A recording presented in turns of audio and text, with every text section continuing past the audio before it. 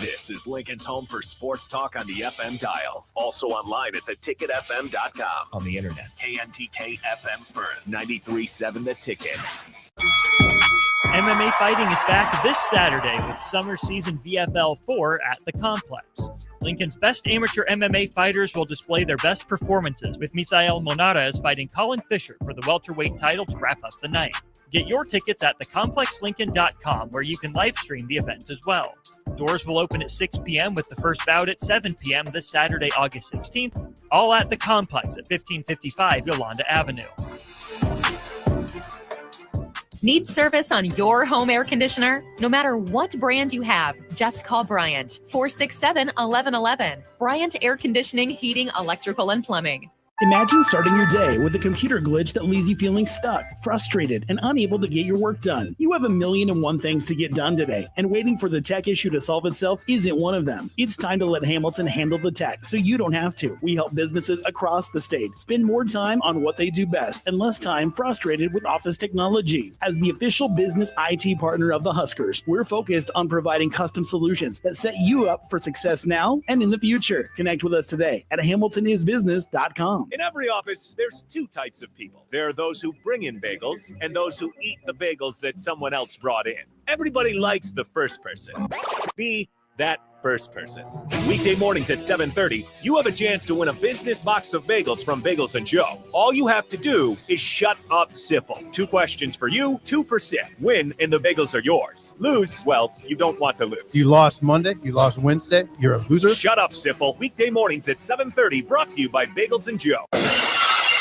This is the Adam Carriker Show. Position right of the quarterback, out of the shotgun, 1st and 20. Jailbreak screen in the air. It is tipped. It is intercepted by Carriker at the Missouri 21-yard line. Live from the heart of Lincoln, America, 8-year NFL vet and All-American defensive lineman Adam Carriker. Shotgun snap to Everidge. He's got the left arm going, and now he's got a whole lot of Adam Carriker who rips him down inside the 25-yard line. On 93.7 The Ticket and theticketfm.com. Here is your host, Adam Carriker. All right, ladies and gentlemen, welcome into the Adam Carriker Show here on 93.7 The Ticket. It is a glorious Tuesday in good old Lincoln, Nebraska. Jake, I've been gone for 2 whole weeks.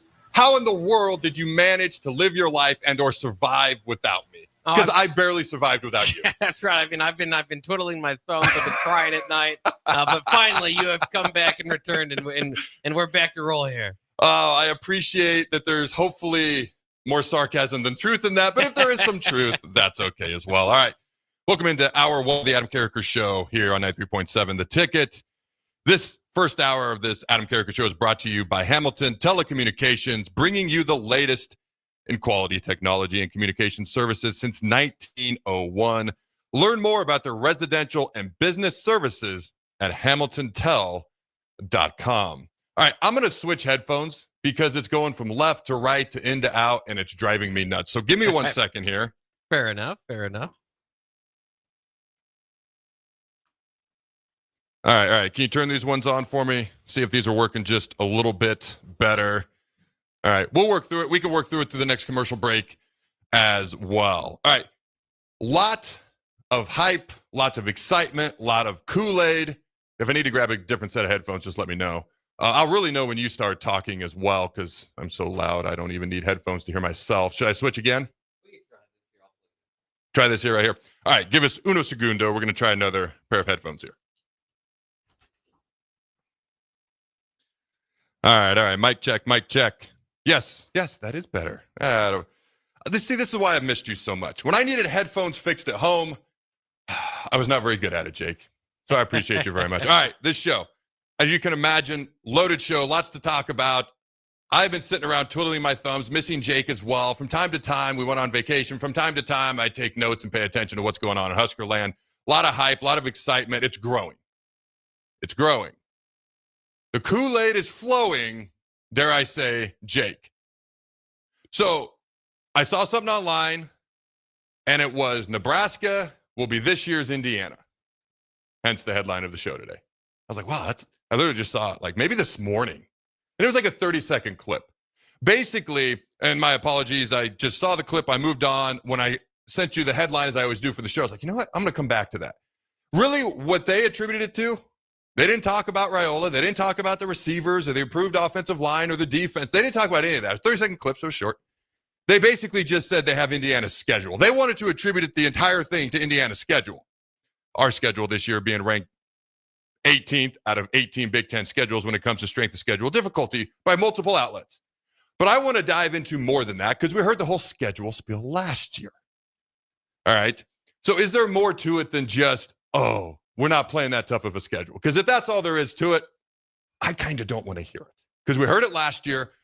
These teams change so much from year to year. You really don't know who you're going to play sometimes, especially when you get to a Power 4 conference team. How do we know Maryland isn't this year's Indiana? Because nobody thought last year's Indiana was going to be last year's Indiana. So you never know truly who you're going to play. Now, we don't have Ohio State. We don't have Oregon. Like, things like that kind of stand out. But Illinois was better than people thought last year. And I pointed this out before. Iowa, Wisconsin, by the time we played it, we're not the same. So is there more to it beyond just the schedule? Because if it's just the schedule, I'm not uber interested in that. We've heard it before. You don't know what teams are really going to look like until you face them. Okay.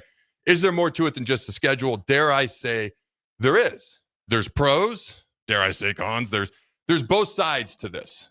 There was something that I saw, I think, 2 days ago that I knew we were young. I didn't realize how young we were. So while I feel the quarterback position is going to be upgraded this year over last year, because Dylan's a year more experienced, he's going to be better. That's the idea. That's the plan. The wide receivers, the offensive line. Okay, I'm going to ask this question real quick. Rocco Spindler, Joe Moorhead Award. He thinks they're that good. He played out a really good line last year at Notre Dame. He has said this line is more talented. I was not in that Notre Dame offensive line room last year, so I can't speak to it. I can speak to what I saw on film, what I watched. My question for you right out the gate, when you hear something like that, it's confidence. Like Ja'Cory Barney saying he's going to lead the nation in punt and kick returns. Love that. Want to hear all that. I don't want to hear the opposite. Okay. There's a little bit of, you want to see it on the field. My question right out the gate for you, Jake, and I want to know the fine folks at home. All right, let us know your thoughts, reactions.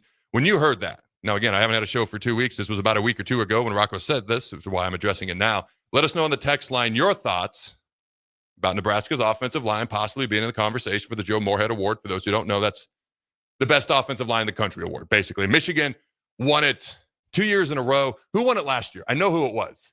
Look that up real quick because it wasn't Michigan, but it was another really good offensive line. I want to say Washington. I could be wrong on that. Okay. Jake's going to look that up real quick. What is that number, though, Jake? The text line, the one that never changes, but I constantly ask about? 402-464-5685. And I believe that Army won the 2024 Joe Moore. Was it Army? Yeah. Is that what it says? Yeah. All right. I was way off on that. Not even the correct side of the country. They're complete wrong coast. West Point versus Seattle. That's all right. Because Washington did have a good offensive line last year. When you heard that, when you hear that, what do you think? What's your reaction to something like that? Because I want to get into more than just the schedule. How good is the team? Because when you say it's about the schedule, you're telling me, I don't know about the team. I'm just hoping they don't play great competition. And that's why I think they're going to have more wins. I want to hear about the team itself. What was your thought when you heard that particular comment? And a lot of the confident statements that have been made so far throughout camp. But what was your thoughts when you heard Rocco say that? Well, it's been a long time since Nebraska's had an offensive line really in that conversation. So, it is, I'm with you. I'm kind of like, wait to see this. It's good that he says it, right? As an outsider coming in that was with a very good line last season and can identify where this talent is. Now, since then, we've heard from Coach Rule and he's kind of talking about still tackle spots left up in the air. And so I you kind of throw it all in there. And it's not that you don't have, some good tackles out there competing for time. But I think if you're up there for the best offensive line in the year, you probably have most of those starting spots kind of figured out. So I think it could be Nebraska could take a reasonable step forward on the offensive line, and that could help them win a bunch of games without necessarily being the best offensive line in the country. And that's probably where my expectation or hope is more so than them literally being the best offensive line in the country. But, you like a guy coming in and trying to maybe speak it into existence, use his veteran experience there and kind of turn that into leadership and try to get this line going and get the camaraderie going and get the belief that they can be that. Because whether or not they actually become the best offensive line, they at least need the belief that they can compete for it. But again, the offensive line for Nebraska for years too has been, I think, pretty solid about 9 or 10 games. And when you play those tough teams with, superior athleticism, that's where it gets a little bit more difficult. And again, when they're still kind of trying to figure out tackles right now, I think that could still be a problem against some of the better defenses. You make a great point, because I've talked about this ad nauseum on multiple shows for years. So I'm going to go through it quickly. We've had the more talented team a lot of times, especially when it was the Big Ten West. Way more often than not, we had the most talented roster. We'd have the 4th most talented roster in the Big Ten. 1, 2, and 3 usually went to teams in the East, known as Ohio State, Michigan, Penn State. Then we were 4th, which meant we had the most talented roster in the West. Obviously, that didn't pan out. A lot of times it was because we lost games in the trenches. So, number one, if you're the more talented team going in, that doesn't mean you're going to win. It means you should have a talent and athleticism and maybe a speed advantage, but another team might be able to beat you if they're better than you in the trenches, which is what happened too often, okay?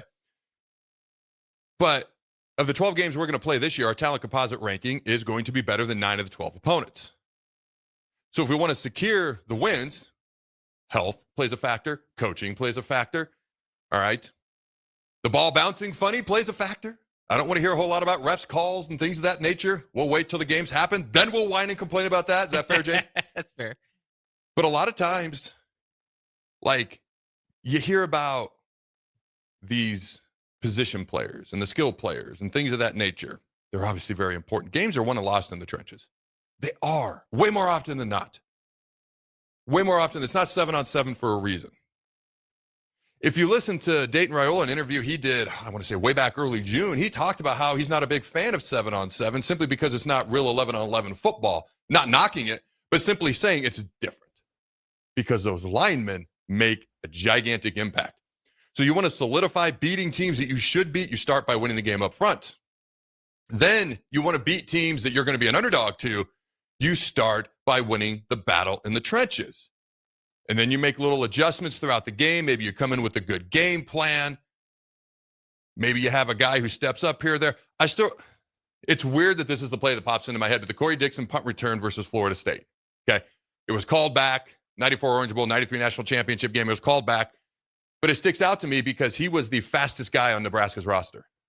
And putting the correct guys in the correct spots and then making big-time plays and big-time games, that matters as much or more than anything as well. But a lot of times it starts up front.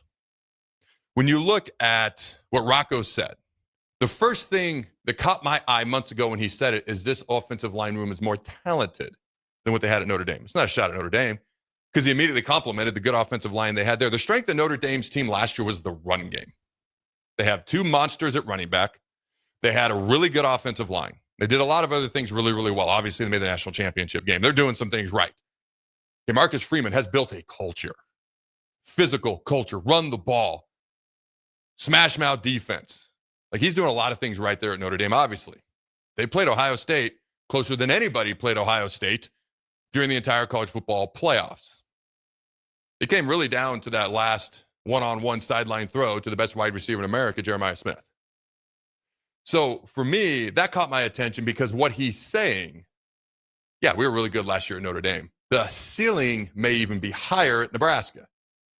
Someone might say, well, based on recent history, the floor might be lower. Well, that's fair because we don't know yet. We haven't played any games. We haven't played anyone else yet. So we'll see what happens. But the ceiling is higher. So that caught my eye. He didn't say we were better. He said that there's more talent, so the ceiling is higher. I think most people expect Nebraska's offensive line to just continue to improve and get better and better. Folks I've talked to that watch practice say the offensive line looks really good. Now, you get to those games where maybe you're an underdog. That's where the play in the trenches can make an impact, can make a difference. Maybe you're able to create more turnovers. Maybe you can get a couple of more sacks, put the opponent in 3rd and long situations. Like 3rd and 13 versus 3rd and 5 is a ginormous difference. That seems obvious, but I think sometimes it gets overlooked. Like 3rd down is known as the money down for a reason. Well, that's set up by being able to run the ball on 1st and or 2nd down as well, which can then set up your play action pass or not, which then makes you unpredictable versus predictable, which will lead to 3rd and long versus 3rd and medium versus 3rd and short type situations. And it all starts up front. It starts up front on the defensive line as well. Have we gotten any responses on the text line per our question earlier? Well, One-Eyed Ray said, "Can I pre-complain about the refs in the Michigan game already?" We'll allow it. We'll allow pre-complaining. Just pre-complain. But are we still allowed to post-complain if we pre-complain? What are the rules and boundaries and limitations on this here, Jake? Anyone else? Yeah, also 9831 says, being objective, when I first heard it, the Rocco Spindler comment, he said, I honestly thought of James Williams' comment about Florida State versus Nebraska's defensive line room. So maybe some of the competition they're playing out there. He said, second thought was Holgorsen last fall saying O-line was blocking, but the running backs were not hitting the holes and running well. He also said, I missed listening to Adam's thoughts on Husker sports the last couple of weeks. Go Big Red. Hey, I appreciate the kind words. You're obviously very highly intelligent. It's interesting because I'm sure you've seen this too. Tony White flat out said some players down at Florida State got to pick it up. He used more colorful language. All right. But I don't remember him ever saying that at Nebraska. Now, maybe, you listen to a Dana Holgorsen press conference, and I don't feel like Rule puts any constraints on him. I was going to say maybe rules like do or don't say certain things. I don't know. But you listen to Holgorsen, I don't think there's any constraints there. So there's obviously something he's not pleased about at Florida State. Now, that doesn't mean they're not going to win games. They were 1-10 versus Power 4 teams last year. They are a better roster than 1-10, but they were not a better team. So James Williams could, in his mind, be honestly like, hey, there is more talent here. Maybe that's what he believes. That's okay. That's his new team. That's totally cool with me. But does that equate to wins or not? It's the same thing I'm saying about our offensive line. There's talent. I've been saying for years there's talent on this offensive line. Those dudes are ginormous. They're huge. We're talking like 6'9", 6'10", when you're looking at guys like Prohaska and Corcoran. I'm a big dude. I walk out there amongst the offensive line, and I feel small. I'll never forget talking to Grant Wistrom, January or February. He said the same thing. Like, the ability to play well is there. But it's kind of like at FSU with Tony White right now. He's like, hey, the ability's there. Are we going to do it? Now we're going to move on from FSU. I just thought that was interesting because I never once heard him say that while he was here at Nebraska. The ability to play well is there. They've looked good in practice by all reports, by all eyewitness accounts. How does that translate to the game? Hopefully it translates to the game. As far as the Joe Moorhead Award and Rocco saying that, here's what I would say. And people have told me they love the WWE talk. Some people have told me when we start talking WWE, they tune out. Not a large amount of people. I think it's really two. Okay. But I'm going to go to Stone Cold for a moment because he said, because he was a mid-carder, which meant he was in the middle of the pack. He felt like he couldn't break through, which really, really made him mad, by the way. But he said, if you're not trying to become the champion, you're in the wrong business. And if that's not your attitude and that's not your mentality and you don't believe you can get there, what are you doing? You look at Stone Cold Steve Austin back then, there were some guys taking some things that would help you look bigger than you otherwise would. I'll put it that way. And Vince McMahon loves the bodybuilder image. I do too. Two of my favorite wrestlers are the Warrior and Goldberg. So I'm in that same mindset. You look at Stone Cold. He's big. He's jacked. He plays some college football down at, I think, North Texas or something like that. But he's like 6'2", 250. Goldberg was like 300 and jacked. I remember they did a podcast together about, it might have been 10 years ago. Goldberg basically, because he would go to the airport and sometimes he would get mistaken for Stone Cold. Stone Cold would go to the airport back in the 90s. He might get mistaken for Goldberg. Goldberg got highly offended to Stone Cold's face. He's like, hey, man, I worked out way more. I looked way more jacked. And Stone Cold's like, you're just crapping all over me right now, like on the podcast. So my point is you look at Stone Cold, especially he was the ringmaster and then whatever else he was, just awful gimmicks. And then he finally was like, Vince, I got to be me. You got to give me the mic. Stop cutting my promo time. Let me be me, because if you do, that's how I'll break through. And he had that belief, and then he did. So my point is, if that's not your goal as an offensive lineman to win the Outland, to win the Lombardi, to win the Joe Moorhead Award, and you don't have a belief in some way, shape, or form that you can do it, you're never going to reach your full potential. And I don't want to say you're in the wrong business, but you might be in the wrong business. Okay? Whatever you're doing, your desire should be to be the best. Now, everybody's different. Everybody's goals are different. I'm totally cool with that. I'm not gonna lie, I tend to butt heads with people sometimes because I don't get involved in a lot of things. But when I do, I don't understand 85%. I don't understand 90% or 95%. I'm either all in or I'm all out, which is why I don't tend to get involved in a lot of things. Because when I get involved in something, I'm all in. And I tend to get irritated by people who aren't. I just do. That's how I operate. And so when Rocco says something like that, I'm like, hey, that's awesome. That's the correct mindset. And Ja'Cory Barney actually said he plans on, let's see, I got it here in front of me. I want to get the exact quote, although I'm going the wrong way with my notes. All right, here it is. I'm going to lead the nation in punt returns this year, end quote. Talking about punt return yards. I said punt and kick return. Hopefully he does both. That'd be great. That's Eckler's decision. But I love that mentality. Whether it happens or not, we'll see. But I love that mentality, because if that's not your mentality, I'm not going to understand 85% or 90% or even 95%. That's just me. That's just my mentality. So I get it. I understand it. Any final thoughts? Anything else from the text line before we move on? I do have one final thought of my own, but before we do move on, what do you got there, Jake, if anything? Yeah, no, I like that kind of aim small, miss small. If you're not the best, and hopefully among the best. I want to just kind of ask you though, because you've gone from team to team. Certainly in the NFL, and that's a different level. But I guess when you go from team to team, unless it's like god awful, and you can tell that in practice. Can you tell before you play an opposing team where like the offensive line or the defensive line is? How accurate, I guess, could you be in predicting that sort of thing?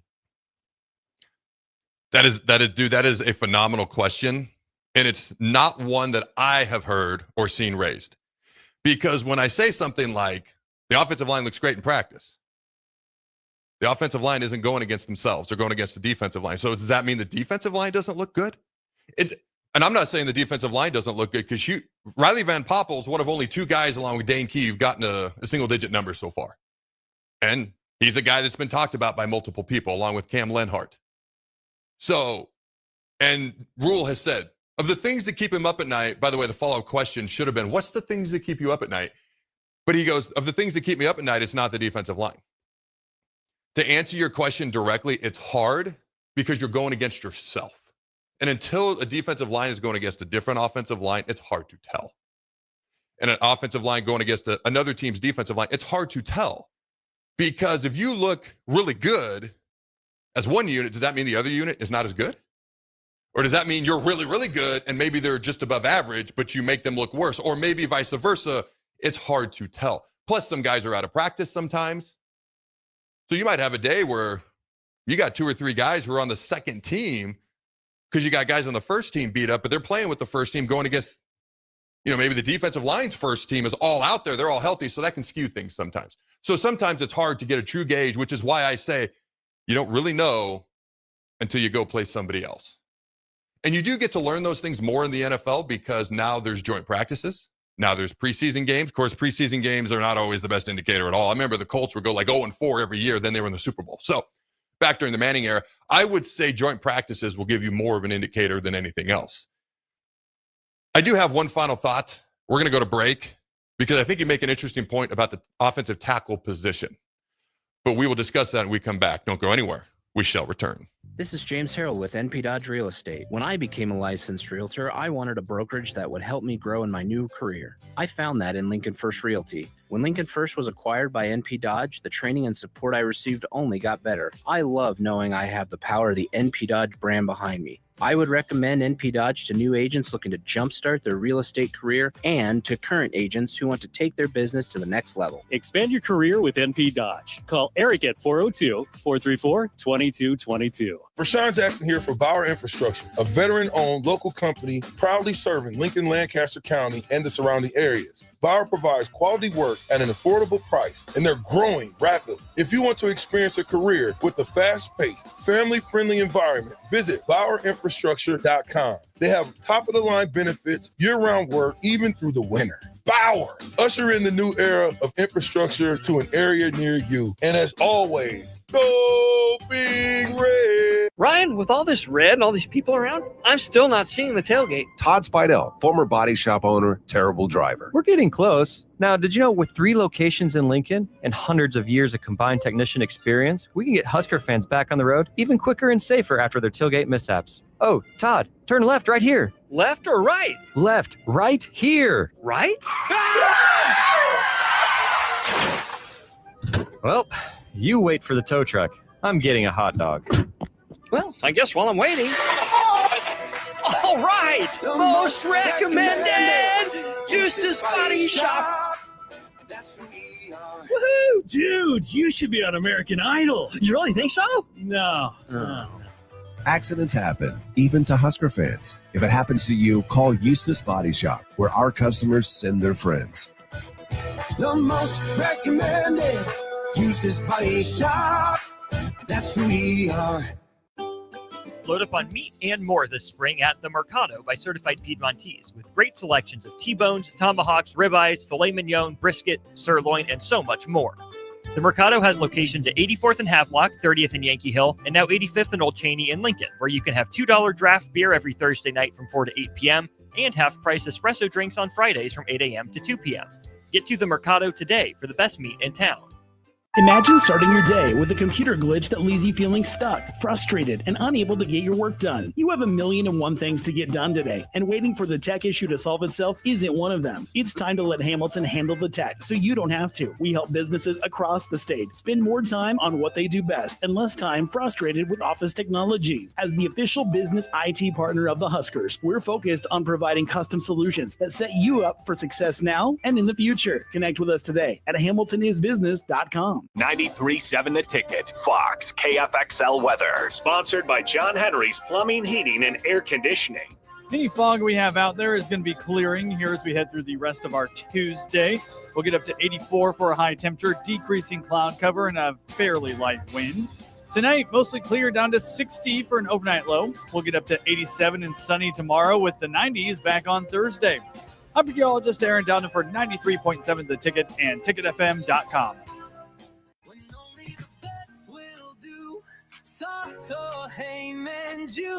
Rick Heyman here from Starter Heyman Jewelers. I want to personally thank our great customers for voting us once again the best of Lincoln. At the same time, we're celebrating our 120th year in business in the great state of Nebraska. Visit us at South Point, Grand Island, and the Outlet in downtown Lincoln. Visit us today at starterheyman.com. Starter Heyman Jewelers. Grandma and Grandpa, Mom and Dad, then the kids, and now the grandkids. Judson Irrigation has provided lawn sprinkler system design, installation, repair, and service to 4 generations. They're just like members of the family. Loyalty, trust, service. It's what you deserve and expect from Judson Irrigation. Keep summer green. Call Judson Irrigation 402-420-6277 or judsonirrigation.com. Since 1983, Fast Mike's Roll-Offs have been a trusted and reliable company in Lincoln and the surrounding areas. Fast Mike's handles all sides of construction projects, home renovations, or big cleanouts. With the perfect size dumpster to fit your needs, Fast Mike's Roll-Offs will haul it all. With same-day delivery in Lincoln, affordable rates, and top-notch service, Fast Mike's Roll-Offs make cleanup quick and easy. Call now at 402-450-6828 or visit us online at fastmikesrolloff.com. Book your dumpster today.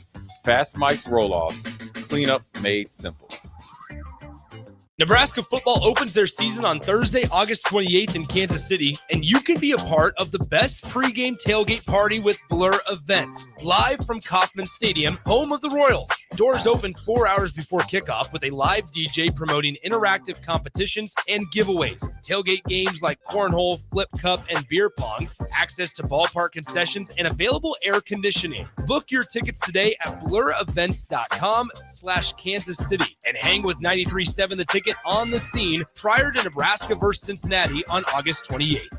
Hi, Sean Callahan here for Koppel Chevrolet GMC. This month kicks off Koppel's 50th anniversary sale. We're celebrating 50 years by offering an additional $500 discount to the next 100 customers that buy a new vehicle. This is in addition to the huge savings already in place. You can take an extra $500 off our discounted price, or we can cut you a check on the spot. Celebrate with savings and see why customers have trusted Koppel since 1975. It's our way of saying thank you for all these years.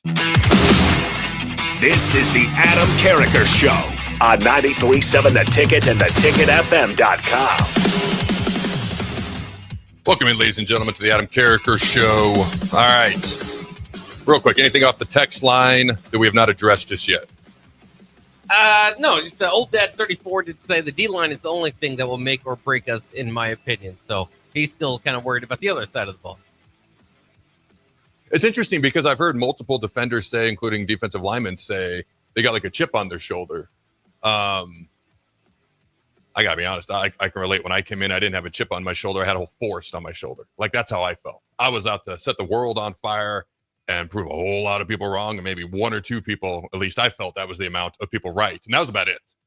So I completely get it, and I relate. I don't think anyone said anything negative about the defensive line. I think people have just pointed out not a ton of experience, not a ton of accumulative starts, and I think that's a fair thing to point out. And again, you don't know until the games actually happen. You want to know what happened my first snap ever? Well, my first snap ever, I got pancaked by a Utah State left guard, or left tackle, so that was great. That was my first snap ever as a redshirt freshman. Basically, I came off the ball, stood straight up, stood around, looked at 90 plus or 80 plus thousand people, however many it was, and the guy just knocked me on my keister. Even my first actual start, which was my sophomore year, my first game was actually pretty good. But like the jumps that I would make from game 1 to game 2 to game 3, especially the younger I was just ginormous compared to later on for obvious reasons. So I think it's fair to point out, hey, not as much experience. We're a little bit younger. All right, haven't seen it as much actually on the field. But if they got a chip on their shoulder, like Jordan would talk about, he would almost manufacture things. If you watch The Last Dance, manufacture things to be motivated. I was in large part the same way. You know, that forest probably didn't need to be as big as it was on my shoulder. Maybe it just needed to be a tree. I don't know. But it was definitely more than a chip. Maybe it grew into a forest because of how I perceive things. And that motivated me. So if that motivates guys on the team currently, I got no problem with that. As long as it doesn't fester into negativity or something like that, or us against the world type mentality. Because that's not going to work. It's not going to work long-term. In a short circumstance, it can rally a team together. For the long-term development of a program, not phenomenal. I think they're just uber motivated and ready to prove themselves. And a lot of these guys are going to be extra excited because it's their first opportunity for some of them to start a lot of games, to play a lot of snaps. And that's how I kind of took that. But that's a fair point. I actually think the defensive line is going to be huge this year just because it's a relative unknown, just like 2 years ago when it turned out to be the strength of the entire freaking team. So we'll see what happens this year. By the way, Cam Lenhart was on that defensive line as a true freshman 2 years ago, started a few games, did pretty well.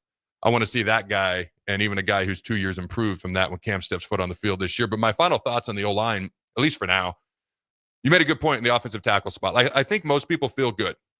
And Justin Evans, by the way, the coaches during the spring talked about him winning the Remington Award. What are your thoughts on a lot of the high expectations and the high praise? Or did we kind of already cover it with the whole Stone Cold wanting to be the best thing? Or do you have any thoughts beyond what we've already discussed when it comes to those things? Well, I think we kind of covered the most of it. Again, I think he's kind of speaking into existence, aim small, miss small, those sorts of things. And so, I don't mind it. I think it's good. But at the same time, it is interesting to kind of think about, and I talk about it often, is this team's probably not going to go undefeated. And so how are you going to be able to bounce back when you feel like you're going to be the best? Okay, you're going to have some wiggle room for days maybe when you're not going to be, to not let that tear you down completely from, your belief of being all the way up here. Now it crashes down. Well, you got to be able to bounce back. And again, I always kind of go back to the game against Ohio State. I know they lost, but after they lost 56-7 to Indiana, I was really worried. Okay, well, maybe this could be ugly, right? You can't have too many of those losses in any era. So for Matt Rhule's era, it's like going into Ohio State, like, okay, here we go. And they were able to bounce back and put up a fight against the eventual national champion. So I think it's there. It's not a big concern for me, but I do have a small concern in, if everybody thinks they're the best and the season doesn't go along that route, are they going to be able to still, fight for whatever it might be, 5th, 6th place in the Big Ten or whatever it might be, or maybe they will be the best. Goals and expectations to be really, really good. That's where you want to start. Got no problem with it. Frankly, I kind of love it. But what's really going to matter, and you alluded to it, is mental toughness. I mean, football is one of the, for lack of a better way of putting it, it's one of the ugliest games on earth. I mean, you're literally trying to bruise and batter and beat the guy across from you, especially if you're in the trenches.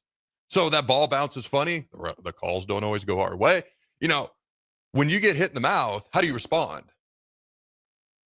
Oh, I want to say it was my redshirt freshman year. We played Might have been Utah State. They went right down the field and scored.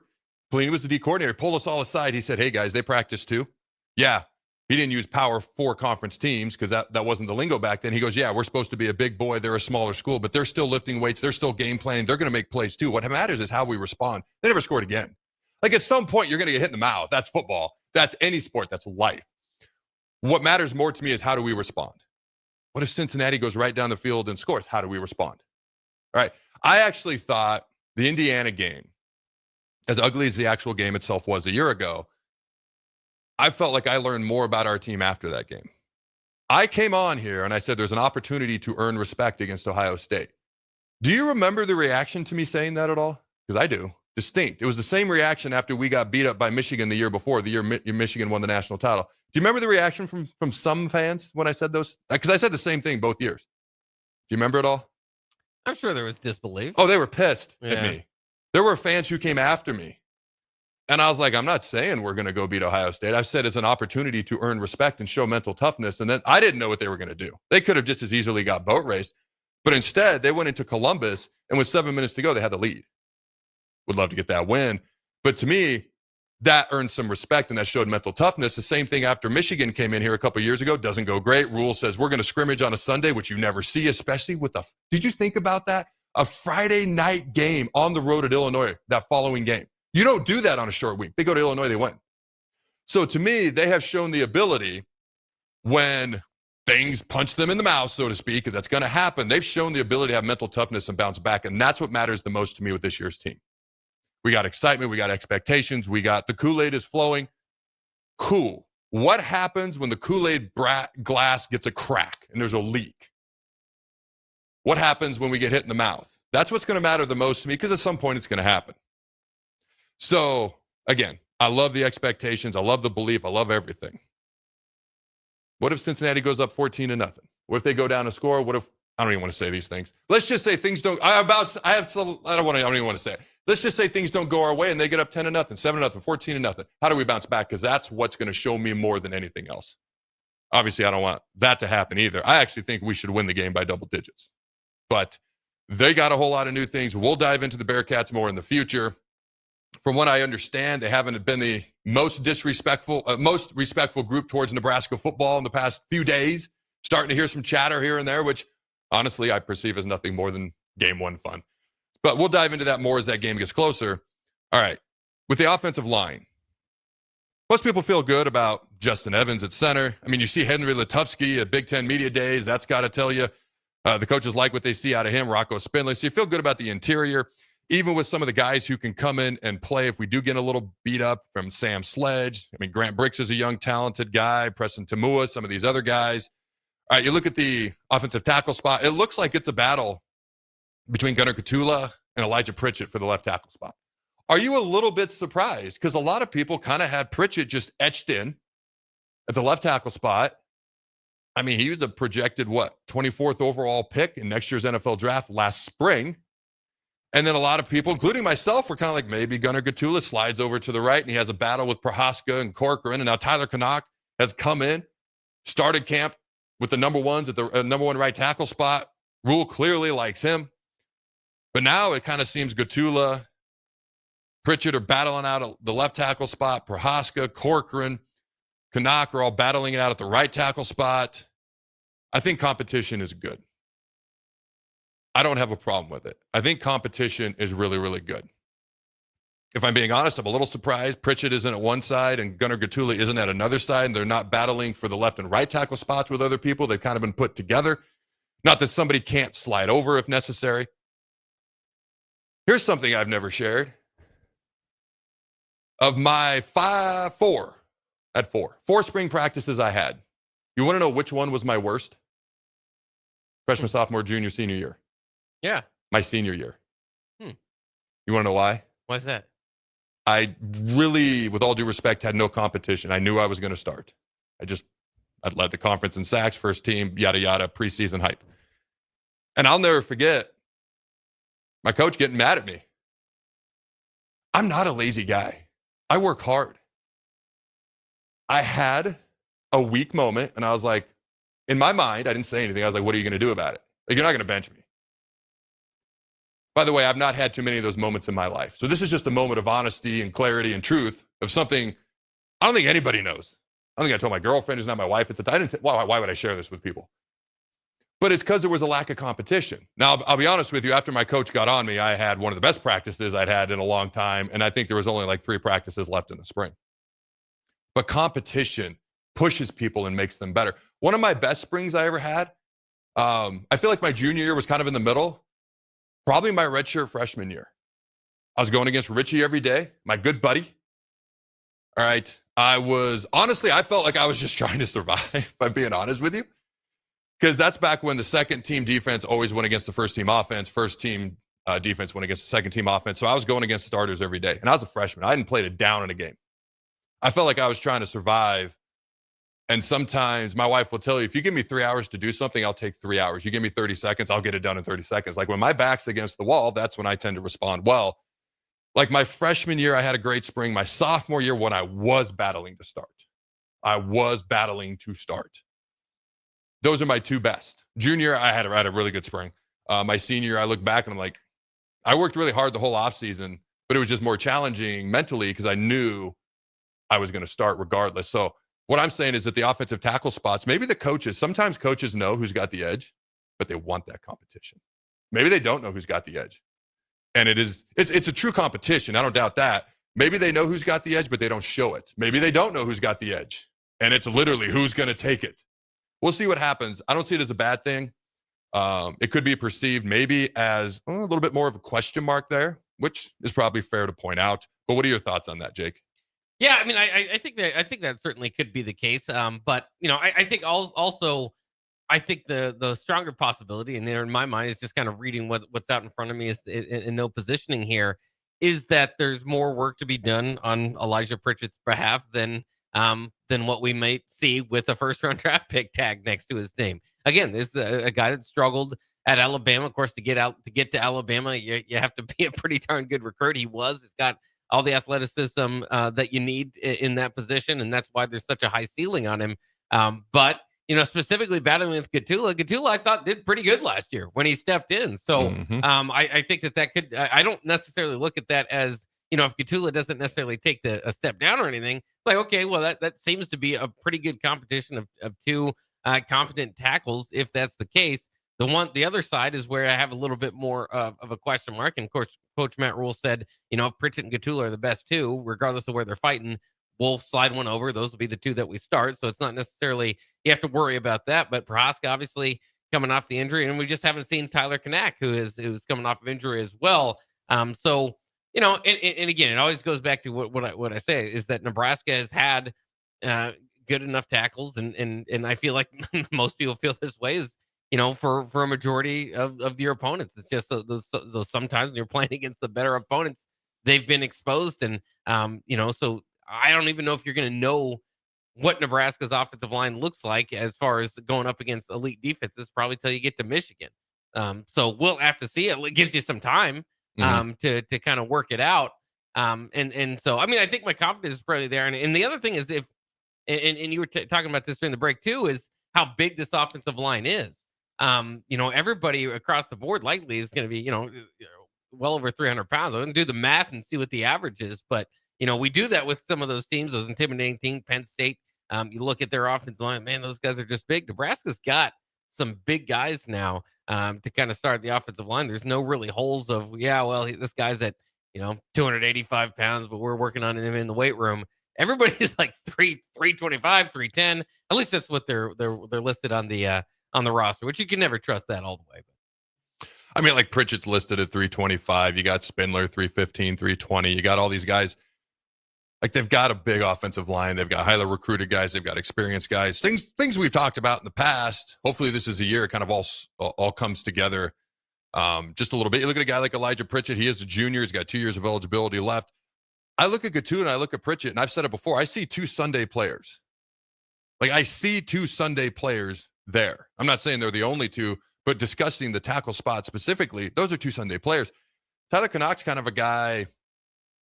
I remember Rule first mentioned him in the spring at a press conference. And I've seen him. Big dude. I mean, he's got some size. I didn't recognize him at first. I saw him away from the facility at church. I'll just say it was a church. And I was like, wow, that dude's huge. I wonder if he played for the Huskers. Like, I didn't recognize him at first. It just his back was to me. And then he turned around. I was like, that's Tyler. That dude's ginormous. Why is he not talked about more? This was like right after Christmas break. And then Rule brought him up at a spring press conference. And then obviously he started with the ones, right tackle starting this fall camp here. So he's impressed. The transfer from Utah. All right, we better head to break. Don't go anywhere. Is Nebraska. Are they a college football playoff contender? Because the question for today's show is, are they this year's Indiana? And Indiana was a college football playoff team last year. Don't go anywhere. We'll be right back. Imagine starting your day with a computer glitch that leaves you feeling stuck, frustrated, and unable to get your work done. You have 1,000,001 things to get done today, and waiting for the tech issue to solve itself isn't one of them. It's time to let Hamilton handle the tech so you don't have to. We help businesses across the state spend more time on what they do best and less time frustrated with office technology. As the official business IT partner of the Huskers, we're focused on providing custom solutions that set you up for success now and in the future. Connect with us today at hamiltonisbusiness.com. Saturday. Eagle Raceway is open for a full season of dirt track racing action every Saturday night. Don't miss the epic battles on the high banks of Eagle Raceway each Saturday between the Nebraska Septic Sprint Cars, Nebraska Lottery Modifieds, Avid Realty Sport Mods, Valentino's Hobby Stocks, and A1 Iron Stock Cars. Let's go racing. Eagle Raceway, just 10 miles east of Lincoln on O Street. Check out the full schedule at eagleraceway.com. Grandma and Grandpa, Mom and Dad, then the kids, and now the grandkids. Judson Irrigation has provided lawn sprinkler system design, installation, repair, and service to 4 generations. They're just like members of the family. Loyalty, trust, service. It's what you deserve and expect from Judson Irrigation. Keep summer green. Call Judson Irrigation 402-420-6277 or judsonirrigation.com. Rashawn Jackson here for Bauer Infrastructure, a veteran-owned local company proudly serving Lincoln, Lancaster County, and the surrounding areas. Bauer provides quality work at an affordable price, and they're growing rapidly. If you want to experience a career with a fast-paced, family-friendly environment, visit BauerInfrastructure.com. They have top-of-the-line benefits, year-round work, even through the winter. Bauer, usher in the new era of infrastructure to an area near you. And as always, go Big Red.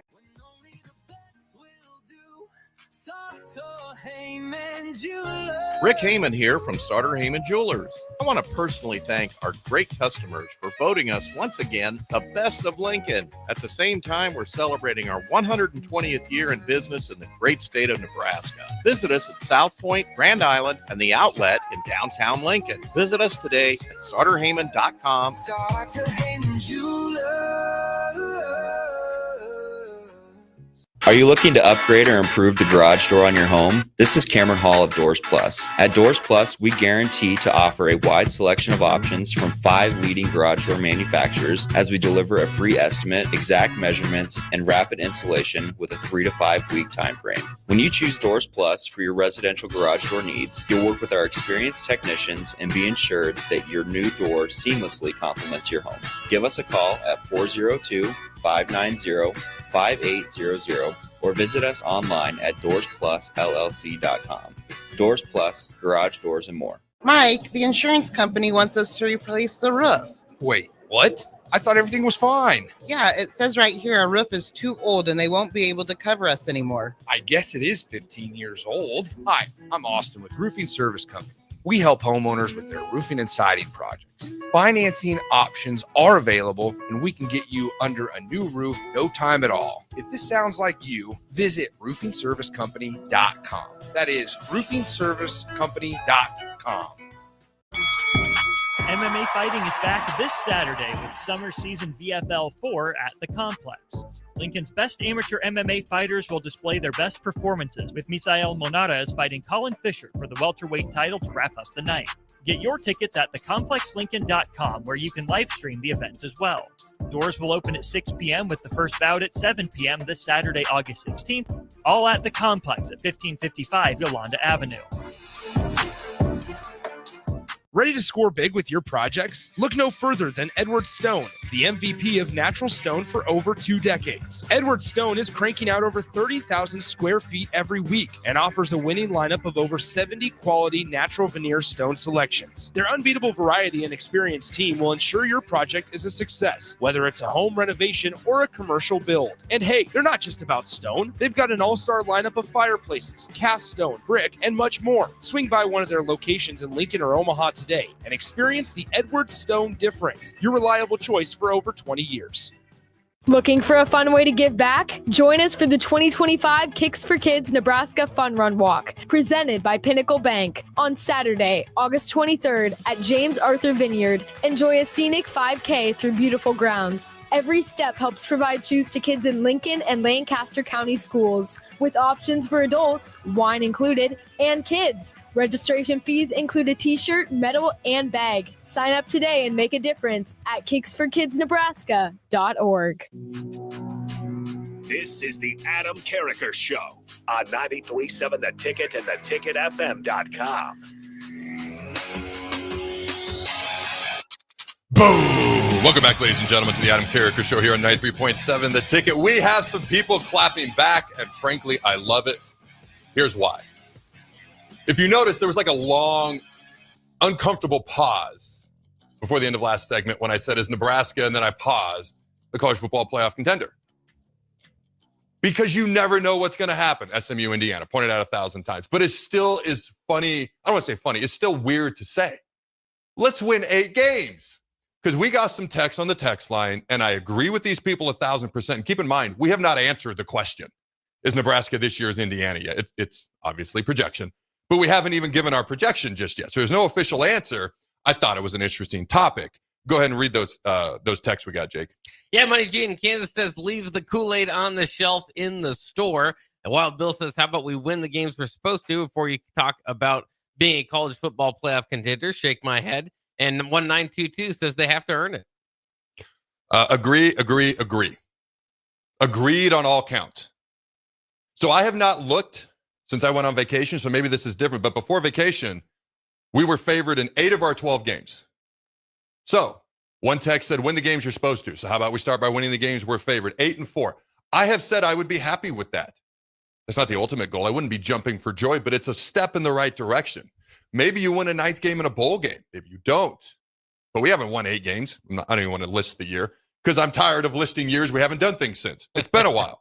So let's start with that. Couldn't agree with you more. How about we beat the teams that we are supposedly more talented than? We don't know the injury situation going into these games. Maybe we're down a bunch of players. Maybe they're down a bunch of players. Let's just say all things equal, that would put us at 9-3. I'm not saying we're going to be 9-3. I'm not saying we're not. We'll get to those predictions as Cincinnati in the game gets closer. I agree with everything, and I'm glad somebody sent it in. Let's start by winning the games we're supposed to, which is honestly 8 games, or beating the teams we're supposed to be more talented than, which would be 9 games. This isn't a murderer's row schedule as we look at it now. We'll see how it evolves and changes and who's actually good and who actually is not as the season unfolds. There's always going to be Florida States that pop up. There's always, from 2 years ago, surprise people being undefeated to last year when it wasn't so great, to Indiana's, to SMU's, to et cetera's. Okay? So I have no issue with those statements. There's a possibility that Nebraska wins more than 9 games. Do I think the odds are in our favor? Well, I can't answer that yet because that'll give away the Indiana answer. I'm going to answer that in hour 2 of this show. So will Jake. I have no problem with any of those texts because I agree with them. But there is a possibility, because a lot of folks are like, well, Nebraska hasn't done it in so long that we haven't seen it. And that's why it makes it challenging. That's why I had a hard time saying, is Nebraska a college football playoff contender? Because it sounds weird right now. My one question would be, do you think we're never, ever, ever, ever again going to be a college football playoff contender? Because if you don't, hey, cool. I personally think at some point we're going to make the CFP. So that means you have to break through at some point, which means there's going to be a year when you do it when you've never done it before. You haven't done it for a long time. So what is that year? Is it this year? Is it next year? Next year's schedule is a lot tougher. That's why I bring this up, because I believe at some point we will be in the playoff. Are you that person who tries to say, hey, this is what's coming? Or do you just react after the fact, which hindsight's, a lot easier? So we will give our official answers in hour 2 here. But does that kind of make sense? What are your thoughts before we head to a quick break here, Jake? Yeah, no, I mean, I agree. And I can kind of think, too, from both sides. People, it's kind of funny because there's a text off the text line. Adam says, feed me all the Kool-Aid. We're ready to be heard again. So, I love that Kool-Aid text, too. season. Yeah, so there's different approaches, as you were mentioning, to this. We're going to dive in more into hour 2 beyond just the offensive line. And I didn't mean to actually spend that much time on the offensive line. I just thought it was interesting as we were talking about it. I meant to spend like 5 minutes, but you never know what's going to happen on this show. If you do look at the schedule, because the schedule is part of it, because Florida's roster is a top 10 roster, they may win 8 games. I've talked about Florida and Oklahoma's schedule and how brutal they are. Now, I don't think Oklahoma's a 10-win team, regardless of their schedule. But their schedule is so brutal. If they get to a bowl game, their fans, they won't be happy. But that might be a successful year until they get out of their brutal scheduling they've been in since they joined the SEC. They did not get the Texas treatment. Schedule is a part of this. First 3 games should be 3-0 going into Michigan. We can talk about Michigan and why Michigan may be favored. We may be favored going into that game. You can talk about how we don't have a true road game until mid-October. You can talk about how we only have 4 true road games this entire year because Arrowhead's basically going to be a home game for us. A lot of things we can talk about. I see both sides. That's what makes the preseason fun. That's what makes projections fun and nauseating all at the same time. All right, don't go anywhere. Hour 2 of the Adam Carriker Show when we come back. At Schwezo Construction, safety isn't just a policy, it's a promise. Build with us. Work safe, go home proud. We're hiring skilled craftsmen, laborers, concrete workers, and steel erectors who value quality work and a team that has your back on and off the job site. If you're ready to be part of a company where your safety and success come first, visit Schwezo.com. That's SCHWISOW.com and apply today. Schwezo Construction, 40 years strong and still building the future. Wall to Wall Wine and Spirits is your place in North Lincoln to go for all your needs in wine, spirits, and beer. They also have a large variety of cigars in their walk-in humidor, and they have a top-notch walk-in temperature-controlled high-end wine room. Plus, you can enjoy free samples from their tasting bar. There's only one place to go for all your needs for spirits and cigars. That's Wall to Wall Wine and Spirits on North 27th Street in Lincoln.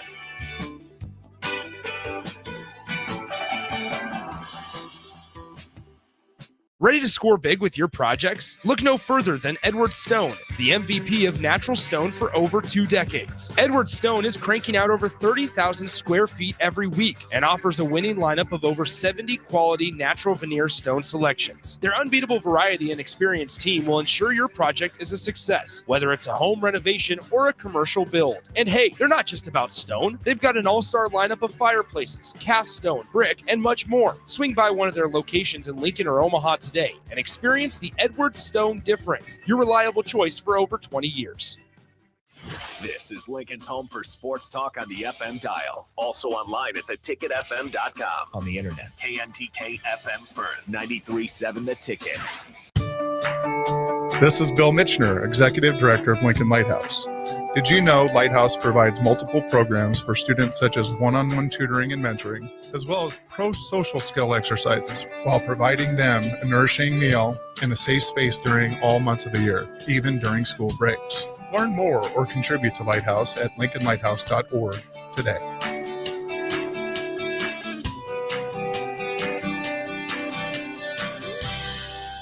Mike, the insurance company wants us to replace the roof. Wait, what? I thought everything was fine. Yeah, it says right here our roof is too old and they won't be able to cover us anymore. I guess it is 15 years old. Hi, I'm Austin with Roofing Service Company. We help homeowners with their roofing and siding projects. Financing options are available, and we can get you under a new roof no time at all. If this sounds like you, visit roofingservicecompany.com. That is roofingservicecompany.com. Empower a child today with the Teammates Mentoring Program. Hope is only a conversation away when you choose to share your talent, time, and heart with a child. Together, you can build a relationship based on strengths and chart a brighter future, 1 week at a time. Find out how you can be a mentor by visiting lincolnteammates.org. Become what you needed as a kid by joining the Teammates Mentoring Program today. MMA fighting is back this Saturday with summer season VFL 4 at the complex. Lincoln's best amateur MMA fighters will display their best performances, with Misael Monarez fighting Colin Fisher for the welterweight title to wrap up the night. Get your tickets at thecomplexlincoln.com, where you can live stream the event as well. Doors will open at 6 p.m. with the first bout at 7 p.m. this Saturday, August 16th, all at the Complex at 1555 Yolanda Avenue. Western Sand and Gravel is hiring for a variety of positions at their sand and gravel plants near Ashland. Apply today and receive a $2,500 hiring bonus. Available positions include plant operators, dredge operators, and shop service technicians. They offer great pay, health benefits, 401k, a wellness program, paid holidays, and paid time off. No matter your experience level, on-the-job training is available to help you build a rewarding career with Western Sand and Gravel. Start your career today. Visit westernsand.com.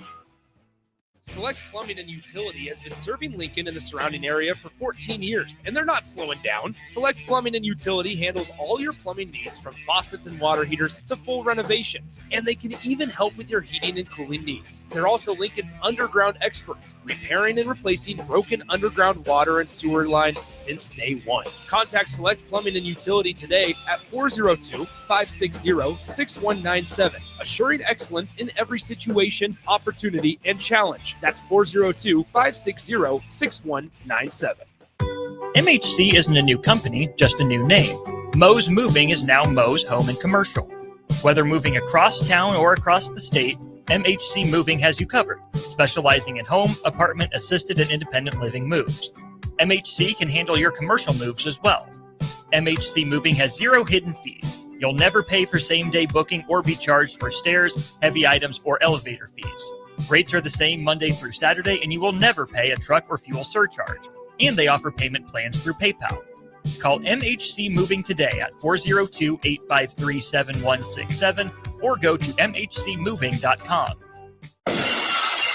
This is the Adam Carriker Show. Position right of the quarterback, out of the shotgun, 1st and 20. Jailbreak screen in the air. It is tipped. It is intercepted by Carriker at the Missouri 21-yard line. Live from the heart of Lincoln, America, 8-year NFL vet and All-American defensive lineman Adam Carriker. Shotgun snap to Everidge. He's got the left arm going, and now he's got a whole lot of Adam Carriker who rips him down inside the 25-yard line. On 93.7 The Ticket and theticketfm.com. Here is your host, Adam Carriker. Welcome in, ladies and gentlemen, to hour 2 of the Adam Carriker Show here on 93.7 The Ticket. It's the noon hour, and that means, ladies and gentlemen, it is lunchtime. The lunch hour of Adam Carriker. The Adam Carriker Show here on The Ticket is sponsored by our friends at Mulberry Barbecue, now with 2 locations at 11th and Cornhusker and at 61st and Apples Way, right off of Highway 2 by Lowe's. Both locations are open Monday through Saturday from 11 a.m. to 8 p.m. Try their burn-in sandwich, a brisket burrito, barbecue nachos, a full slab of ribs, half-smoked chicken, and much, much more, plus incredible sides. Get fueled for lunch today or make dinner plans at Mulberry Barbecue, located at 11th and Cornhusker and at 61st and Apples Way, just off of Highway 2 by Lowe's. And just a reminder, we will have 1 monthly remote at Mulberry Barbecue South location. And actually, the last show I did was our on-location show at Mulberry's. Delicious ribs, brisket, like just delicious food. Go check it out, ladies and gentlemen. We're getting a lot of good texts today because a lot of the points that I have down here to make, from why we could be Indiana to why is it ridiculous to talk about Kool-Aid in the CFP, to why I think maybe it's not ridiculous. Is it realistic? What do we think is going to happen? A little bit of projection and conjecture here. We're getting great text because a lot of the texts literally match the notes I have of things coming up. So instead of going down my notes, why don't you read some of these texts and then I'll look at my notes and give some of the responses, because a lot of the people listening and texting in are spot on today. Yeah, we got a few good texts here. Gus Mohawk says, I'm drinking the Kool-Aid, like Bill Bush always says. Mass kicks ass, and we got a lot of it on the O-line this year. Also, the biggest thing being that Dana Holgerson is on staff. I think Dana will be what Chip Kelly was to OSU last year. So we did look up the average size of our offensive linemen. All right, starting projected offensive linemen. We don't know for sure who they're going to be, but the projected offensive linemen, the starters, 6'5", 321 pounds. That's pretty good size right there. Because you said 300 pounds earlier, like that was big. Yeah. We're talking another 21 pounds on average across the board. So, all right, offense puts butts in the seats, defense wins games. The trenches I always say wins championships. Let's win games first. But you want to beat teams that are more talented? Do it in the trenches. You want to beat teams you should beat? Start up front in the trenches. Okay. The Dana Holgorsen part of that, I loved. Two of the things that give me significantly more confidence this year, because I've heard the cupboard is bare here in the past 5, 6, 7 years ago. And I was like, wait, did you do research? Did you look at the talent composite rankings? Did you look at the recruiting rankings and how we compare to other Big Ten teams? So that never tracked for me. But we've heard the more talent than most of our opponents statement in the past, including from yours truly. We've heard the schedule component in the past, including just a year ago. Two of the things that give me more confidence about this year's team specifically, Dana Holgorsen and Mike Eckler. Now, every time I say those two guys and I don't say John Butler, and inevitably somebody thinks I'm taking a shot at John Butler. I'm not taking a shot at John Butler. John Butler's resume is lengthy and it is very impressive. All right. And from having the number one pass defense in the NFL for 5 straight years with the Bills. So people might look back to last year's secondary and be like, it was not the strength of our defense. He has a resume that says he can coach guys in the secondary. Okay. So it's not a shot at Butler because you've got Butler, you've got Snow, you've got Rule, all defensive-minded guys. Addison Williams, by the way, our defensive backs coach, former defensive coordinator at UCF. That's 4 former defensive and current defensive coordinators on this staff, okay? My biggest thing with them, obviously Butler's the DC. He's the head guy of the defense. Just making sure the staff's on the same page, okay? That would be a step forward from some of the things you hear about a year ago. But you think about specific people, Holgorsen and Eckler. I think those are going to be 2 impact difference makers. I'm actually going to go to Eckler first. How many more games in the past half decade do you think we would have won had the special teams just been average? Like realistically, at least 1 a year, 2 a year? Yeah, probably a handful. That's like 10 more wins if it's 2 a year. I mean, is that a crazy? Because that sounds like a lot. Is that a crazy number to throw out there? 2 a year, which would be 10 wins, more additional wins just with average, maybe slightly above average special teams? Is that a crazy number? You can think of it, especially last year. And Scott Frost's special teams were always left some to be desired. So, I could say, yeah, I'd probably go between 1 and 2 games a year. Yeah. So 7.5 wins over the past 5 years. We're going to round up to 8 because it's my show and I want to round up. Fair enough. I think that's fair too. I think it's 8 to 10 if you want my honest opinion, but let's say 8. That's a huge difference maker. Mike Eckler is one of the best special teams coordinators in the country. All right, I legit believe our return game. I'm excited that Ja'Cory Barney made the statement he made. Number one, it tells me he's going to be one of the guys back there returning punts, and that to me is exciting. So, special teams, I expect a noticeable improvement. Do I expect us to immediately be one of the best units in the country? I'm not saying it can't happen. I'm just not going to expect it immediately. Let's have a grace period here. I expect us to immediately be at least average, and then we can improve and hopefully grow from there. I had someone tell me during the spring about the punter they were going to bring in. They asked me not to say anything, so I didn't. But their eyes lit up. And the more you hear about the punter that we have, not just his ability to kick left foot, right foot, and all these things. But Archie Wilson, first of all, he's a freshman, so hopefully he's here for like 3-4 years. But his ability to do exactly what Mike Eckler wants a punter to do, his ability to kick with both feet will make a huge difference when it comes to directional punts. And Rule threw it out there. He can run, he can throw. Cincinnati's special teams coordinator just got really mad because now I got to worry about fakes. And I guarantee Rule threw that out there on purpose. So the ability, or at least the threat of a fake, remember, we converted 2 fake punts last year. But the actual ability to punt, to do what Eckler wants to do, the improvement on special teams, doesn't have to be gargantuan right out the gate. Hopefully it becomes really, really noticeable as the season goes along. That alone, the biggest question mark for me is who's going to be our starting field goal kicker. We got 3 field goal kickers. Who's the one that steps up? But Dana Holgorsen on offense, I think he's going to allow, because Matt Rule is a little bit more of a defensive guy at heart. I think it's going to allow Rule to focus on what he truly thinks is, I don't want to say the most important side of the ball because I'm not disrespecting special teams or offense. It's all third. But I would be more of a defensive guy if I were to coach. Rule's just a little bit more of a defensive guy. And he can have peace of mind, Rule can, knowing that, hey, Dana Holgorsen's over there running the offense. And Dana Holgorsen immediately stepped in and did some things that made sense, made noticeable improvements in this offense that I do not think otherwise would have happened. And he did it not even mid-season. It was like a month to go in the season. I think there were 6 weeks left. I can't wait to see what he can do with an entire offseason and more pieces to the puzzle that fit the puzzle he's trying to build out. And so those are two of the reasons that I feel better beyond just the talent, the schedule, et cetera, et cetera. All right. There was a couple other comments that were literally feeding right into the list I had in front of me. What were some of the other ones there, Jake? Andrew off YouTube says, talent means nothing if you can't develop and scheme. Look at Texas A&M and Texas Tech. A freaking men. Proceed. Alan in Lincoln says maybe Dylan needs to throw more than one fourth quarter touchdown pass for the season. So maybe he's still not sipping the Kool-Aid on that. That's fine. I get if people want to sip. I want to sip the Kool-Aid. I'm just going to tell you what I want to do. Like, I want presents on Christmas and I want certain things. Is it what actually happens? I don't know. I want to sip the Kool-Aid. Like, inside of me, I want Nebraska to win. I will never be completely unbiased. Like, my lifelong dream was to play at Nebraska. I got to play at Nebraska, and it still blows my mind. I was not going to be an option quarterback at the time. So my lifelong dream was to play defense, ergo be a black shirt. I got to be a black shirt. Going into my senior year, I was projected to be a first-round pick. I came back because my dream was to play at Nebraska. I remember calling my dad. It was a 5-minute conversation because I was projected like 21st overall or something if I left after my junior year. My dad's like, well, if you come back, you risk major injury. He literally was like, think Willis McGahee, think some of these other guys. It can happen. The Ole Miss quarterback a couple years ago in the bowl game. And then he goes, well, what do you want to do? Because he knew my dream.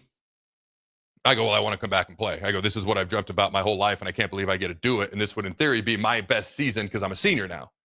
He goes, so do we need to keep talking? I was like, no, it's done. It's a 5-minute convo. I'm coming back. By the way, you know how many times Callahan talked to me about whether I should leave early or not, or any of the coaches? You want to know how many times? How many? 0. Big fat goose egg. Not once. I hadn't really thought about that over the years. Should I be offended by that now? Like 20-some years later, maybe I should be offended by that. That is interesting. You usually think they have to spend a lot of time re-recruiting, especially a first-round draft pick potential. So my point is, live in St. Louis, live in D.C., live in Florida to rehab my knee, live in Colorado for a while.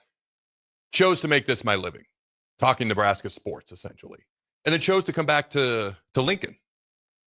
The only regret we have about coming back to Lincoln, and I've said this to anybody who's asked me, they're like, well, is there anything you miss or anything you regret? Yeah, my regret is we didn't do it sooner. That's my regret. So it's inside of me to want to root for Nebraska. It's inside of me to want to drink the Kool-Aid. It's much more fun. I know Rules mentioned, hey, there's been a lot of money made off of, negativity or despair. There's a lot more money made when Nebraska wins football games. A lot more money.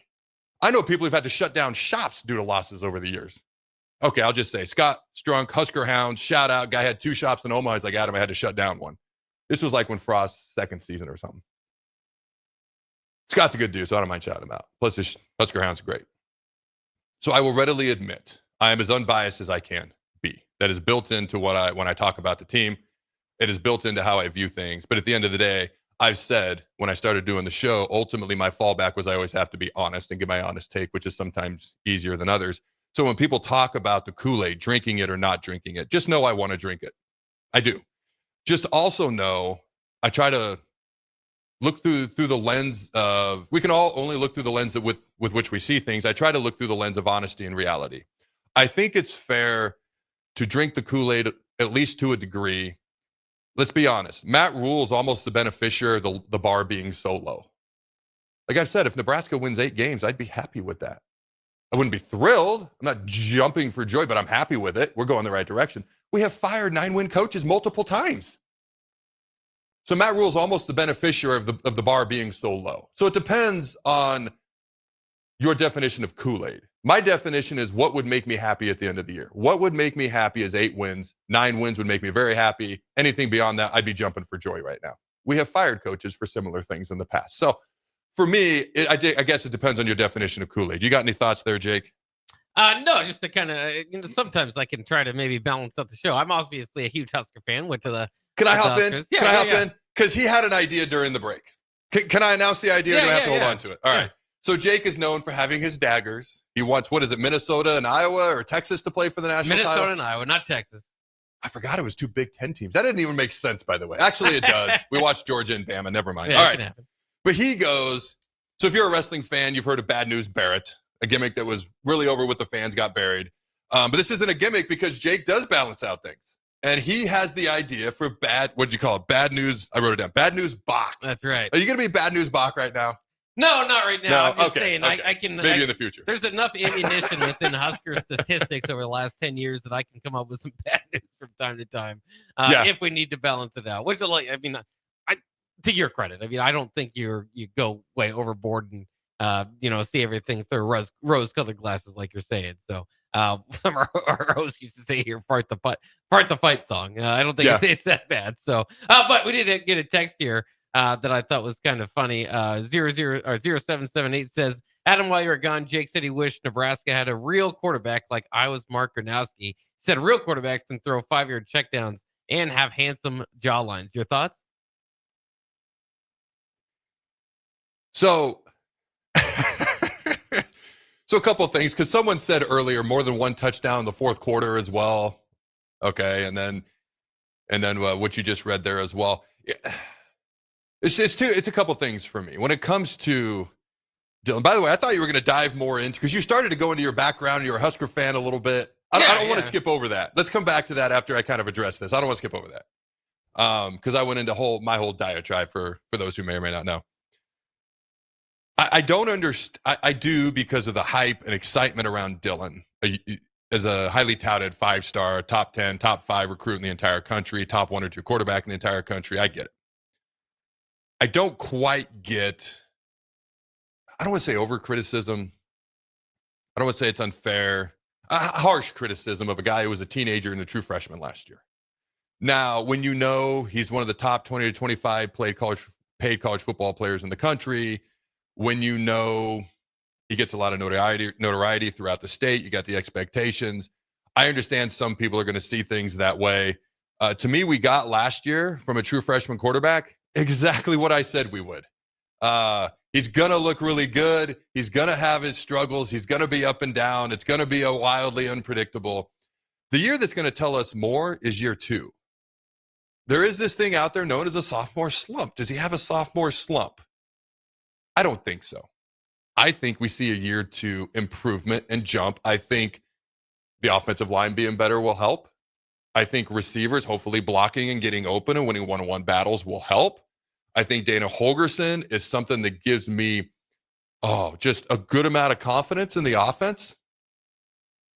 Now, there's no guarantee that it's going to happen. I've never quite understood people not giving him a grace period to learn, at least a little bit more than some folks have pointed out to me. I understand the hype, the expectations. College football players should be analyzed more than they ever have been because they're making more money than a lot of people make, over a decade or whatever. So I think the higher level of analyzation, the higher level of expectations, I do think that's fair. But I've always looked to year 2 as I want to see a noticeable improvement. Year 3, if we want to talk about national accolades or whatever, let's see how year 2 goes. I don't think that's unfair based on the hype, expectations, and everything else. As far as Dylan, one of the things that will define him is he clutch in the fourth quarter. Nebraska isn't necessarily built to just steamroll teams.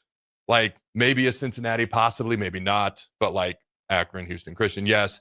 But like Big Ten teams, we're going to be in a lot of close games. We're going to be in a lot of one-score games. And what's going to define Dylan is how he plays in the fourth quarter. If he gets the ball with 2 minutes to go and we're down by 4 and we need a touchdown, how does he play? That's going to define him. And to me, that is very fair. He's the most experienced true freshman quarterback that's now going to be a sophomore in the entire country. And I feel like that's incredibly fair. And so the expectations and analyzation could be cranked up to another level. And I'm totally cool with that. But I expect, don't shudder when I say this, I expect a lot of close games this year. All right. And what's going to define Dylan is how he plays in the fourth quarter. Jake. Yeah, I think it's interesting too because you can throw, the stat, one touchdown pass or whatever in the fourth quarter. We all know the last several games of the season, whatever it was, the last half of the season, not nearly as good statistically as the first half of the season. But again, there's other statistics you can throw out there. I think he's the third as far as Big Ten returning passing leaders, as far as true freshmen passing yards in the Big Ten. I think he's in the top 4 of all time. I think he was actually number 2. I think it was Hackenberg was number 1, and he was right there. Yep. So there's different ways to dissect it, but this is the year. I mean, it was good to kind of get the first year, and those expectations are what they were. I agree with you. I don't love any talk that kind of elevates him to Heisman talk. If he was able to finish out the year the way he started last year, I think you'd see a lot of it this year. So I wouldn't have minded it. Obviously, that maybe made a better season. But this is the year where we kind of figure out if he can take that jump and be that guy that we expect him to be in the future. If he has a similar year this year than he did last year, all that stuff goes away. No, he's no longer going to be on these 2027 mock draft boards and all that. So this is the year we find out. Yeah, when it comes to all-time Big Ten true freshman passing seasons, I think Hackenberg of Penn State was number 1. Dillon was number 2. As far as passing leaders in the Big Ten last year, he was top 5. As far as all-time true freshman passing seasons in Nebraska history, it's him and Adrian Martinez. So if we want to cherry pick stats, that's fine. That's why I try to look at everything. I always do. I try to look at the full picture, like I've said before, not just the part of the picture that we want to see. So I think those are all things that are fair to point out. Let's go back because you started to talk about, hey, I grew up a Husker fan, and then we kind of went off. I kind of jumped to the bad news Bach. Let's get to the progression from Husker fan to the point you were going to make. Well, I was just saying, I grew up born and raised in Lincoln, Nebraska. I never left, and why would I? I've worked at the ticket here for since 2013, and so I spend my afternoons here with Adam Carriker and Terrell Farley and the like, Jay Foreman around, all these guys. So my point is that I think I'm somewhat proven. Again, went to the university, somewhat proven as a Husker. But going through journalism school and all that, and in the field that we want to get into, you want to kind of get to a bias. So or to try to get rid of your bias, right? When you're kind of looking at a team and breaking things down. And so I was just going to say that at times I can maybe seem like, and I can play the bad guy because I do. There are certain programs that Iowa specifically that Husker fans have learned to dislike. That when I started covering the Big Ten, when I got out of college, it was kind of just to kind of learn it and to jump into it. Obviously, it was a new conference, and so I've kind of embraced that. Do have a distaste for Iowa somewhat, but I just always loved their. I kind of love the way that their program goes about it. Right, with those, they don't have the heavy 5 national championship expectation of 11, 12 win seasons, and sometimes we kind of make fun of them for that. But I think that they, because of that, have to nothing's given. They have to earn what is there. And throughout that, they've developed, I go back to it. They've won Butkus Award winners. They've been Chip Thorpe Award winners. They've had running backs of the year. They've had defensive linemen. So they just had development at all these different places. And so that's why I was just trying to stick up for myself. So sometimes I get kind of cornered into the Iowa fan thing, which again, I can play the bad guy. I don't hate Iowa as much as most Nebraska fans do. Kind of respect their program. But I could still be the bad news guy. So if I'm bad news Bach, just let him know it's coming from a playful place, I suppose. No, he's dead serious. He means every single word. He wants Iowa to win it all. All right. Let's see. When we come back, we will start to break down a little bit more in depth, start to give a little bit more official answer. Is Nebraska a legit college football playoff contender? Are they this year's Indiana? Why or why not? Don't go anywhere. We'll be right back. 93.7 The Ticket, Fox, KFXL weather. Brought to you by Bryant Air Conditioning, Heating, Electrical, and Plumbing. Any fog we have out there is going to be clearing here as we head through the rest of our Tuesday. We'll get up to 84 for a high temperature, decreasing cloud cover, and a fairly light wind. Tonight, mostly clear down to 60 for an overnight low. We'll get up to 87 and sunny tomorrow with the 90s back on Thursday. I'm meteorologist Aaron Dowden for 93.7 The Ticket and ticketfm.com. Select Plumbing and Utility has been serving Lincoln and the surrounding area for 14 years, and they're not slowing down. Select Plumbing and Utility handles all your plumbing needs from faucets and water heaters to full renovations, and they can even help with your heating and cooling needs. They're also Lincoln's underground experts, repairing and replacing broken underground water and sewer lines since day one. Contact Select Plumbing and Utility today at 402-560-6197, assuring excellence in every situation, opportunity, and challenge. That's 402-560-6197. Hey there, this is Paul Scheel, owner of High Electric. I want to thank our friends and loyal customers and introduce High Electric to those looking for a new electrician. We've been serving the Lincoln and Omaha area for over 30 years, from design to install, upgrades, and repair. If you are a homeowner or a small business needing some electrical work, call us at 402-466-6606 or check us out at hyelectric.com. We look forward to hearing from you. MHC isn't a new company, just a new name. Moe's Moving is now Moe's Home and Commercial. Whether moving across town or across the state, MHC Moving has you covered, specializing in home, apartment, assisted, and independent living moves. MHC can handle your commercial moves as well. MHC Moving has 0 hidden fees. You'll never pay for same-day booking or be charged for stairs, heavy items, or elevator fees. Rates are the same Monday through Saturday, and you will never pay a truck or fuel surcharge. And they offer payment plans through PayPal. Call MHC Moving today at 402-853-7167 or go to mhcmoving.com. I can't believe I just scratched that car. Find my insurance card. Dude, what do you have in this glove box? Ew, are these socks dirty? Oh, forget about the socks. I need my insurance card. Just pull it up on the State Farm mobile app. But I can do that? Oh, hey, I can do that. Yep, it's called service. I can file a claim on here too? Yeah, it's called service. Whoa, I could call my agent too? It's called service. Call your local State Farm agent, Vinny Krikak, today at 402-474-1173. Nutrition Authority invites you to check out the all-new Epic Effects. Epic Effects is designed to blast body fat, curb cravings, and provide the smooth energy to get you through the day. Home of free samples and better than internet pricing, Epic Effects can only be found at Nutrition Authority. For store info, visit mynutritionauthority.com. Empower a child today with the Teammates Mentoring Program. Hope is only a conversation away when you choose to share your talent, time, and heart with the child. Together, you can build a relationship based on strengths and chart a brighter future, 1 week at a time. Find out how you can be a mentor by visiting LincolnTeammates.org. Become what you needed as a kid by joining the Teammates Mentoring Program today.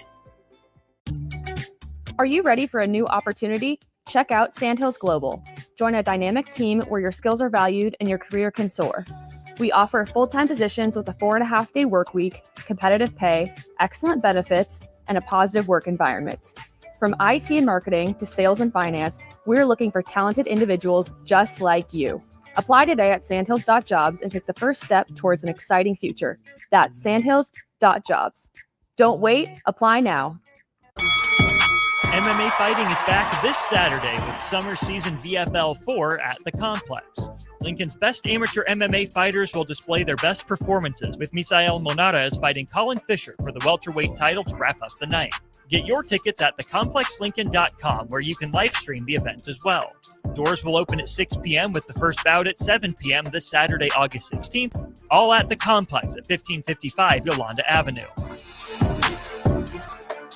Attention all Wings fans, Buffalo Wings and Rings has daily specials that will make you want to stop in on all days of the week. Kids eat free on Mondays, and on Tuesdays enjoy 40% off boneless or traditional wings at a price that makes the whole family happy. And come back on Wednesdays for $1.39 chicken tenders all day long. Get to Wings and Rings today, 68th and O or in Williamsburg Village.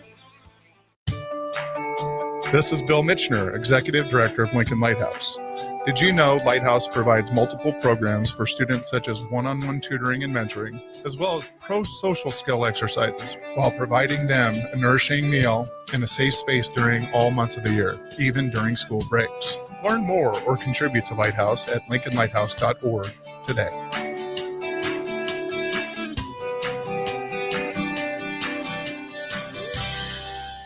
Are you looking to upgrade or improve the garage door on your home? This is Cameron Hall of Doors Plus. At Doors Plus, we guarantee to offer a wide selection of options from 5 leading garage door manufacturers as we deliver a free estimate, exact measurements, and rapid installation with a 3 to 5 week time frame. When you choose Doors Plus for your residential garage door needs, you'll work with our experienced technicians and be ensured that your new door seamlessly complements your home.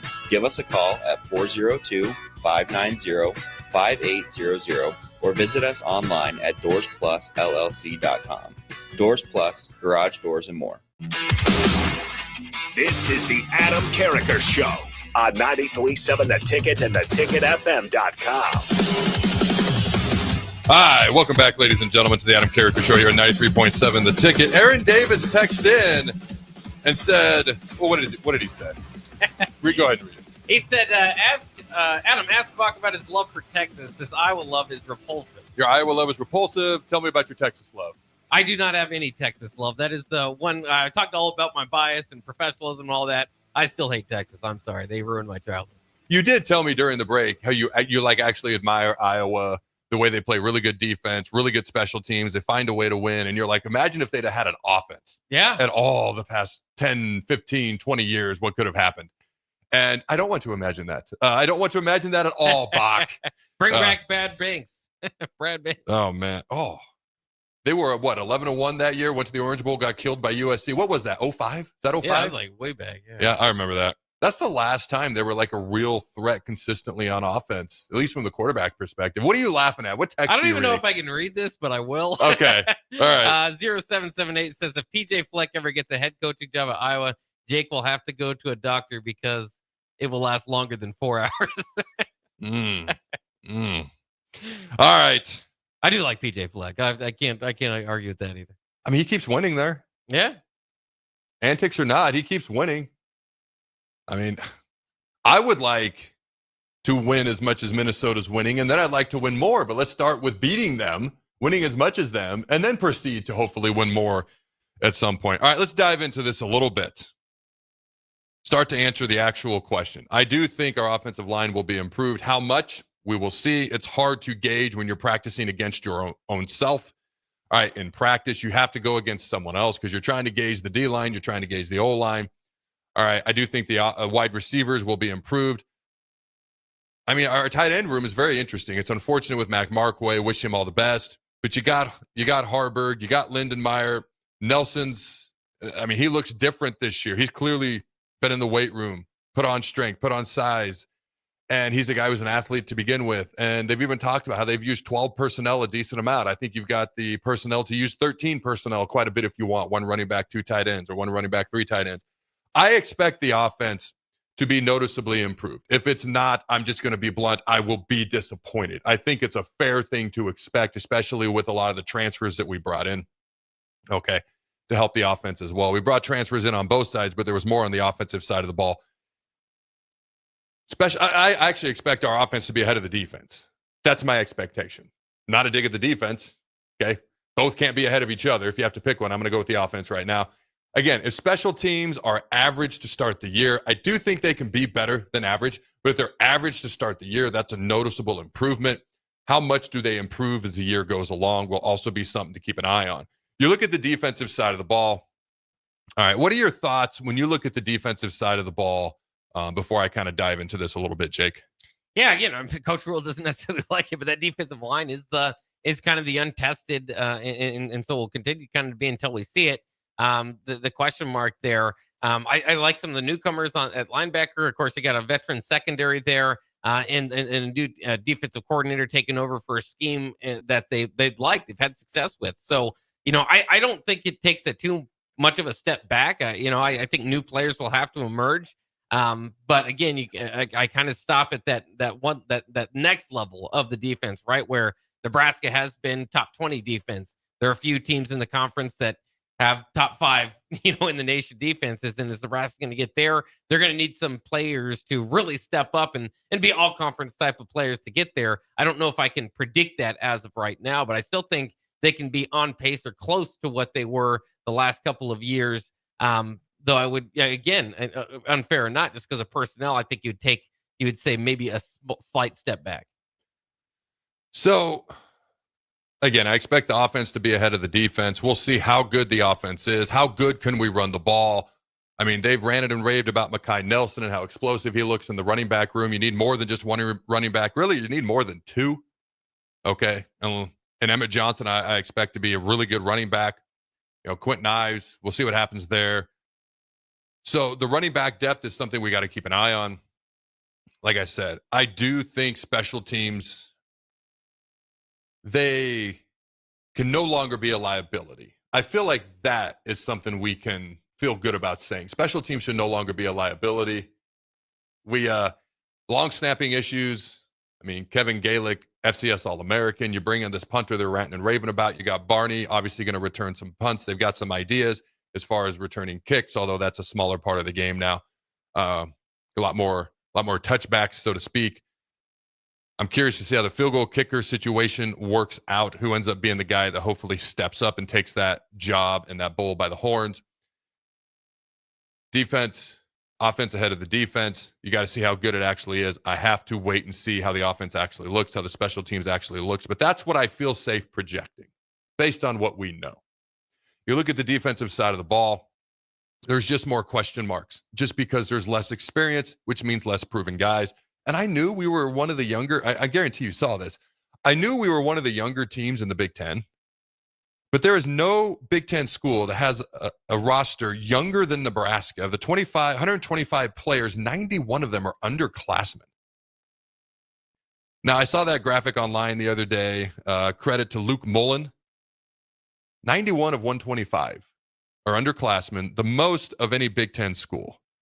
And when it comes to guys who are projected to start, you look at just the offense real quick. All right, guys who are projected to start.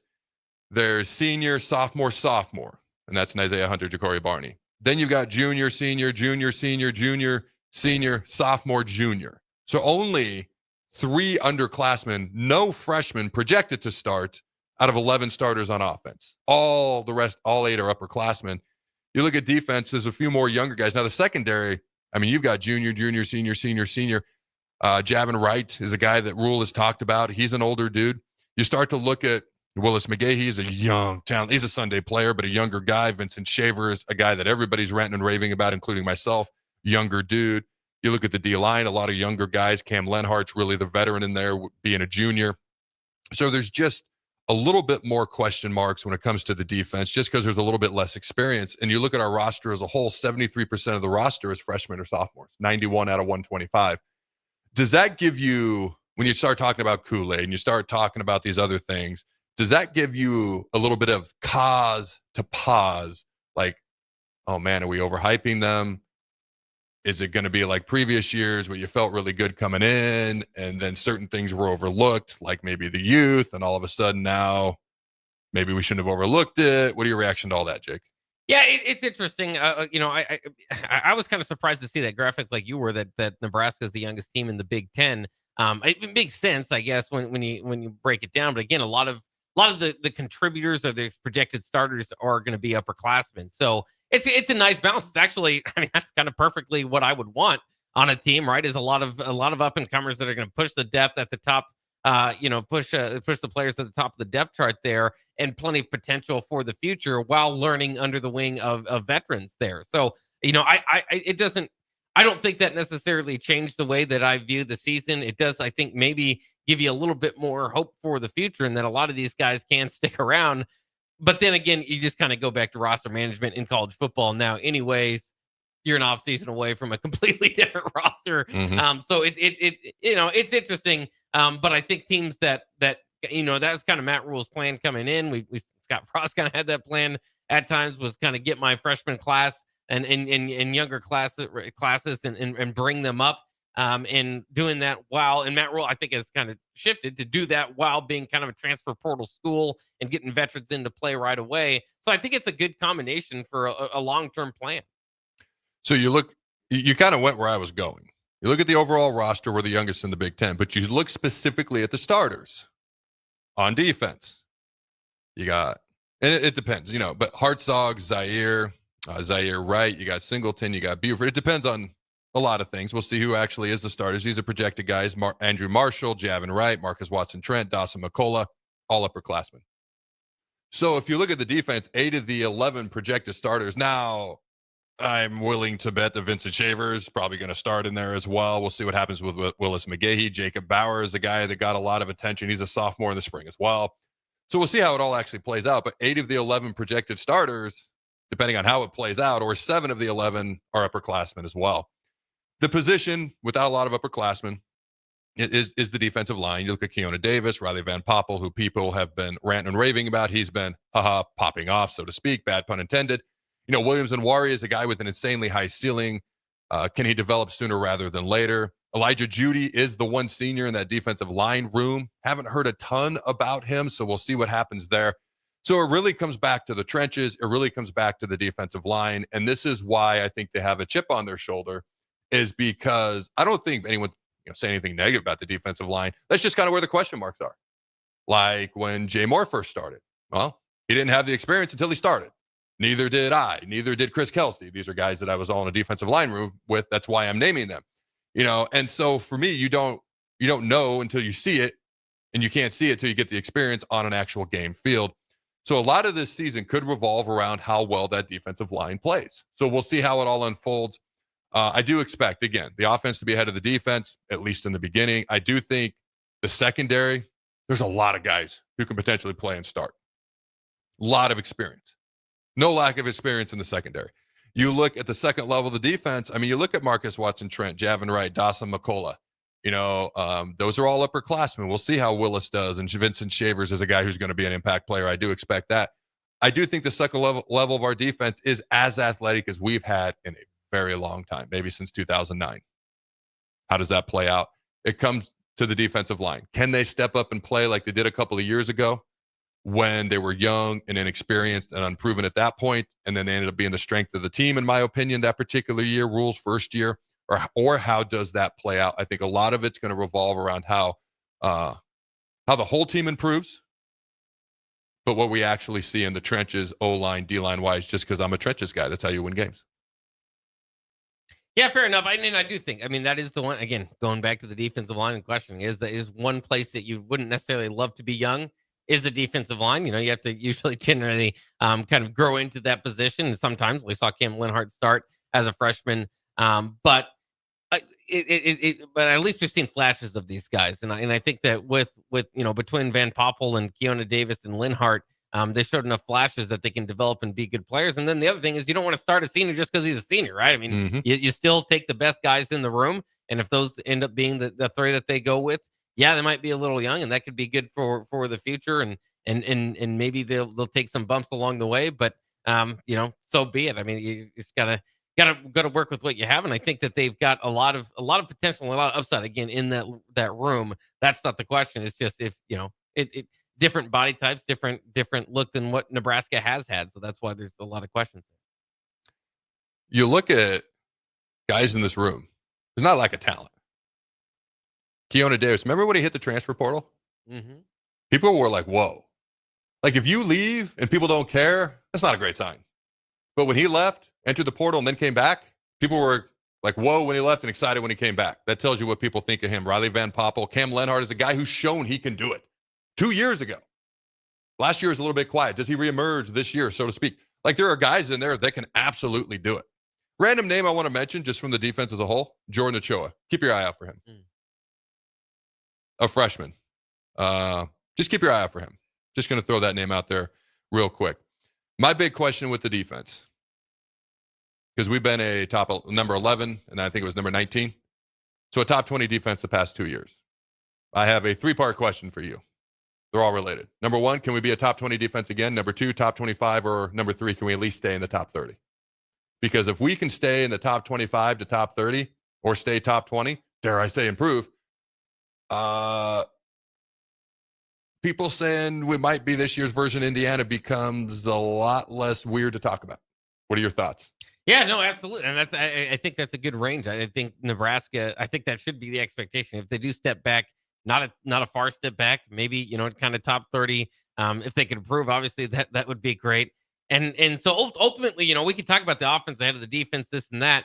And I think there's truth to that, but I think there are going to be some games that we all know where the offense might struggle. The defense has to win the game that year. That week, opposite side too. Sometimes the defense is going to struggle. I don't think they have such a heavy, obvious strength this year where it's like, man, well, they score 28 points, we're out, or if we don't, So I think there's going to be certain weeks the defense is going to have to be the strength of the team, and I think they can do it. Bad news, Bach. That is a phenomenal point because sometimes one side of the ball. Maybe it's an off day. Maybe it's just not working for whatever reason. Can the other side of the ball pick it up? That is a phenomenal point. All right, don't go anywhere, ladies and gentlemen. We come back. We'll give our official projection on whether Nebraska is this year's Indiana and or is it even realistic to talk about them being a CFP contender? Because Matt Rule did an interview at CBS, NBC, one of them where he talked about making a playoff type run. Did you see that headline and watch the interview at all? I hadn't seen that, huh? Yeah, so we'll give our official answers. We've only made you wait 2 hours. I think we should give our official answers and projection when we come back. There are great Mexican restaurants all over town, but there is one that is especially worth the drive from any part of town. Tacos Los Hermanos at 70th and Havelock. Cool off this summer with a delicious horchata or other special drinks. And grab one of their famous taco boxes for a group of friends or coworkers to enjoy, full of birria tacos and many other options. Don't forget their great desserts like tres leches, flan, and cheesecake. Get to Tacos Los Hermanos for lunch or dinner today at 70th and Havelock in Lincoln. Are you ready for a new opportunity? Check out Sandhills Global. Join a dynamic team where your skills are valued and your career can soar. We offer full-time positions with a 4.5-day work week, competitive pay, excellent benefits, and a positive work environment. From IT and marketing to sales and finance, we're looking for talented individuals like you. Apply today at sandhills.jobs and take the first step towards an exciting future. That's sandhills.jobs. Don't wait. Apply now.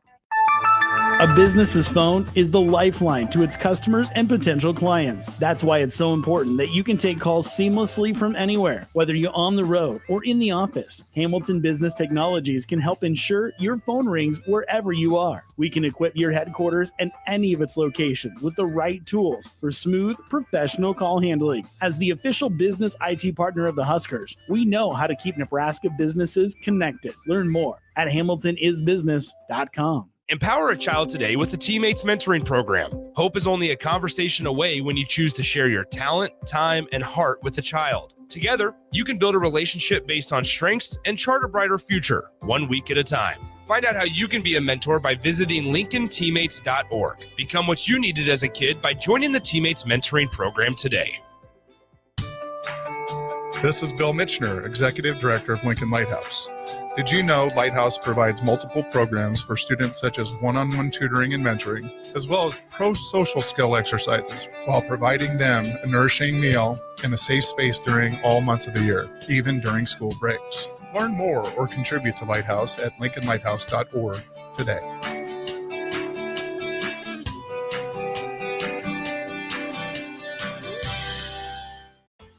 If the power is out, traffic lights might be too. If you come across a dark intersection, treat it like a four-way stop. See more tips at les.com/safety. We interrupt this commercial break for an important story.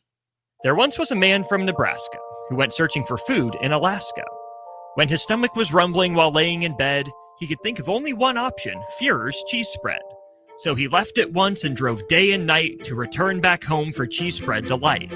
Now his stomach is full and the voice in his head tells him no more vacations without Führer's cheese spread. Find yours today at most local grocers. Wall to Wall Wine and Spirits is your place in North Lincoln to go for all your needs in wine, spirits, and beer. They also have a large variety of cigars in their walk-in humidor, and they have a top-notch walk-in temperature-controlled high-end wine room. Plus, you can enjoy free samples from their tasting bar. There's only one place to go for all your needs for spirits and cigars. That's Wall to Wall Wine and Spirits on North 27th Street in Lincoln.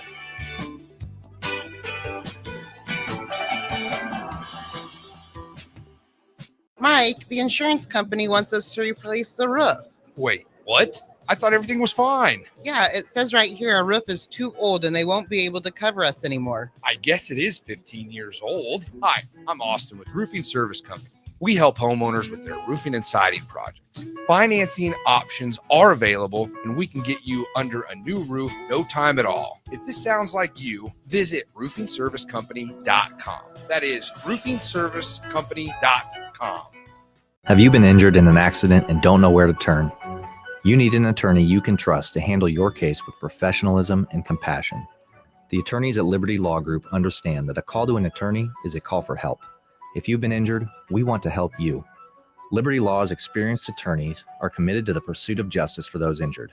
Call Liberty Law and find out how we can help you get the compensation you deserve. Call 877-42-LIBERTY. Call the trial attorneys you can trust. 877-42-LIBERTY.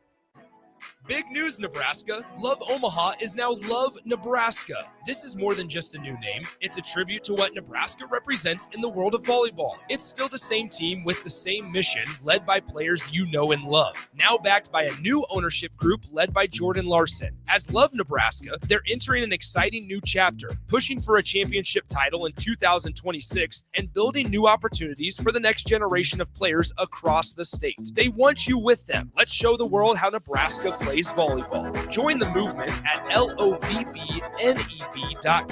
and sign up to become a Love Nebraska insider today. Play ball!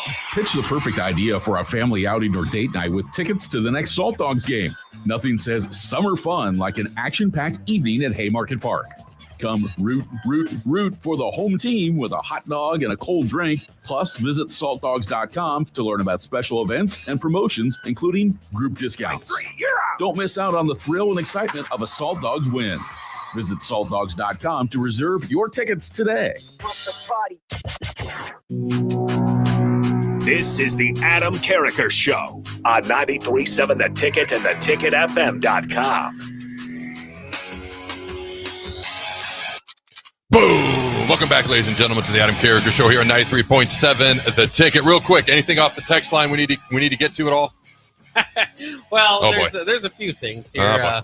So we don't have too much time, so unfortunately can't get to them. I'll just say Wet Blanket throws out a lot of different stats that he worked hard on to get to. So we'll maybe get to those tomorrow because it would take the whole segment. But he's basically saying the same thing. There's a lot of stats and ammunition to beat Bad News Buck.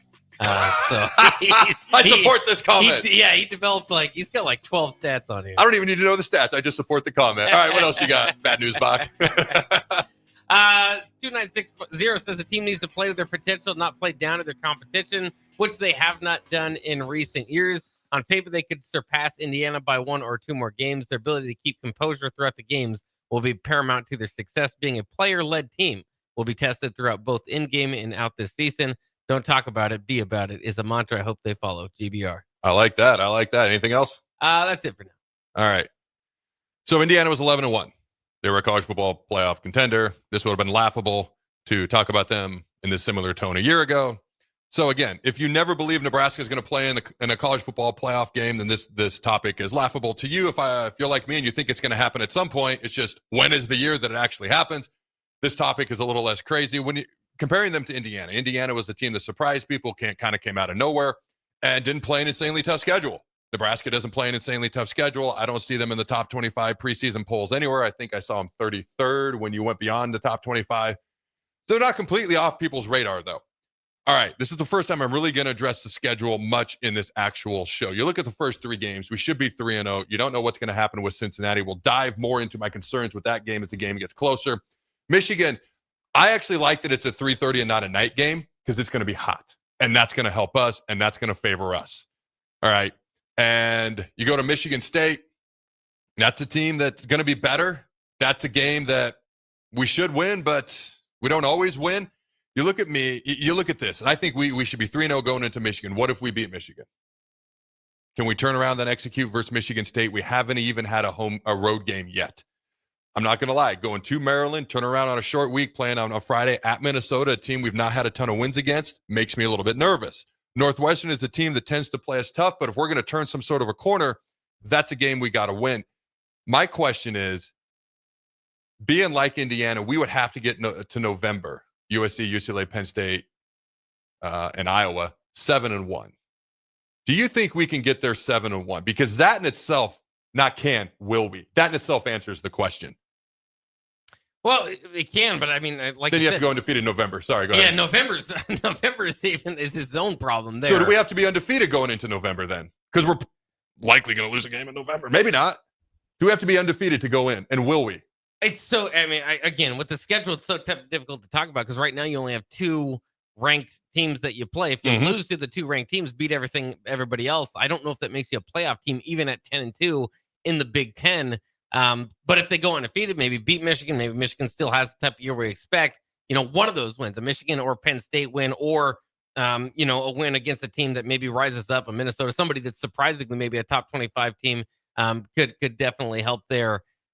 So I mean, I think if we're kind of thinking that Penn State's going to be the toughest game, I think that you would almost have to be undefeated and beat Michigan going into November to make that run if you're going to be the Indiana of next year. It is possible to do it. I agree that if we're going to be Indiana of this year from Indiana of last year, you got to be undefeated going into November because November is tough, a lot of big games. I'm not going to predict us to be 8-0 going into November. Not that it can't happen, but I'm not going to sit here and predict that. I will say, if we go 10-2, if you're a 10-2 Big Ten team, you might be in that CFP conversation. And 10-2,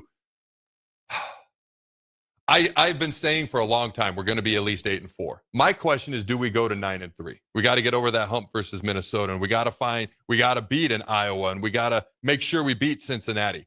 I'm not going to officially predict that we're Indiana of this year, or the Indiana team from last year, we're this year's version, because I got to see more on the field in actual games before I even come close to saying something like that. I feel great about saying we're going to win at least 8 games. If we want to take it to the next level, can we get 9, including a bowl game? Can we get to 10? That's what I'm curious to see. Any final thoughts, and does that make sense, Jake? Yeah, absolutely. I think I agree with you. I think they can be the team, but I wouldn't bet on it. But in any case, it'll be a fun ride. I can't do the 7-0 talk, all that kind of anymore. I mean, we've been through that. Again, I think a lot of fans are on the same page here. Let's just win before we start adding up wins on the schedule. Let's beat Cincinnati. Yeah. A team we should win. Let's get that win, and then let's get to 3-0, and then let's have some fun with Michigan. All right, until Thursday, go Big Red, and always remember to throw the belt.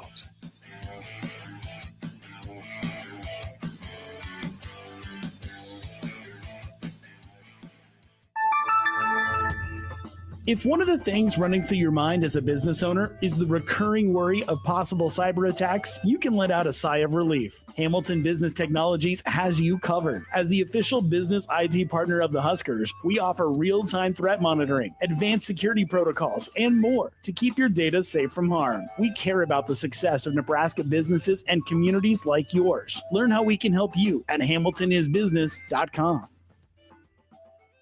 From the capital to castles, starting this December, fly nonstop from Lincoln to Orlando with service from Breeze Airways. That's right, nonstop flights to Orlando out of LNK are starting this December. You're now just a flight away from Disney World, Universal Studios, Legoland, and the Space Coast. Stretch out and relax on Breeze with complimentary family seating. Book your magical getaway now at LincolnAirport.com. LNK, make flying easy.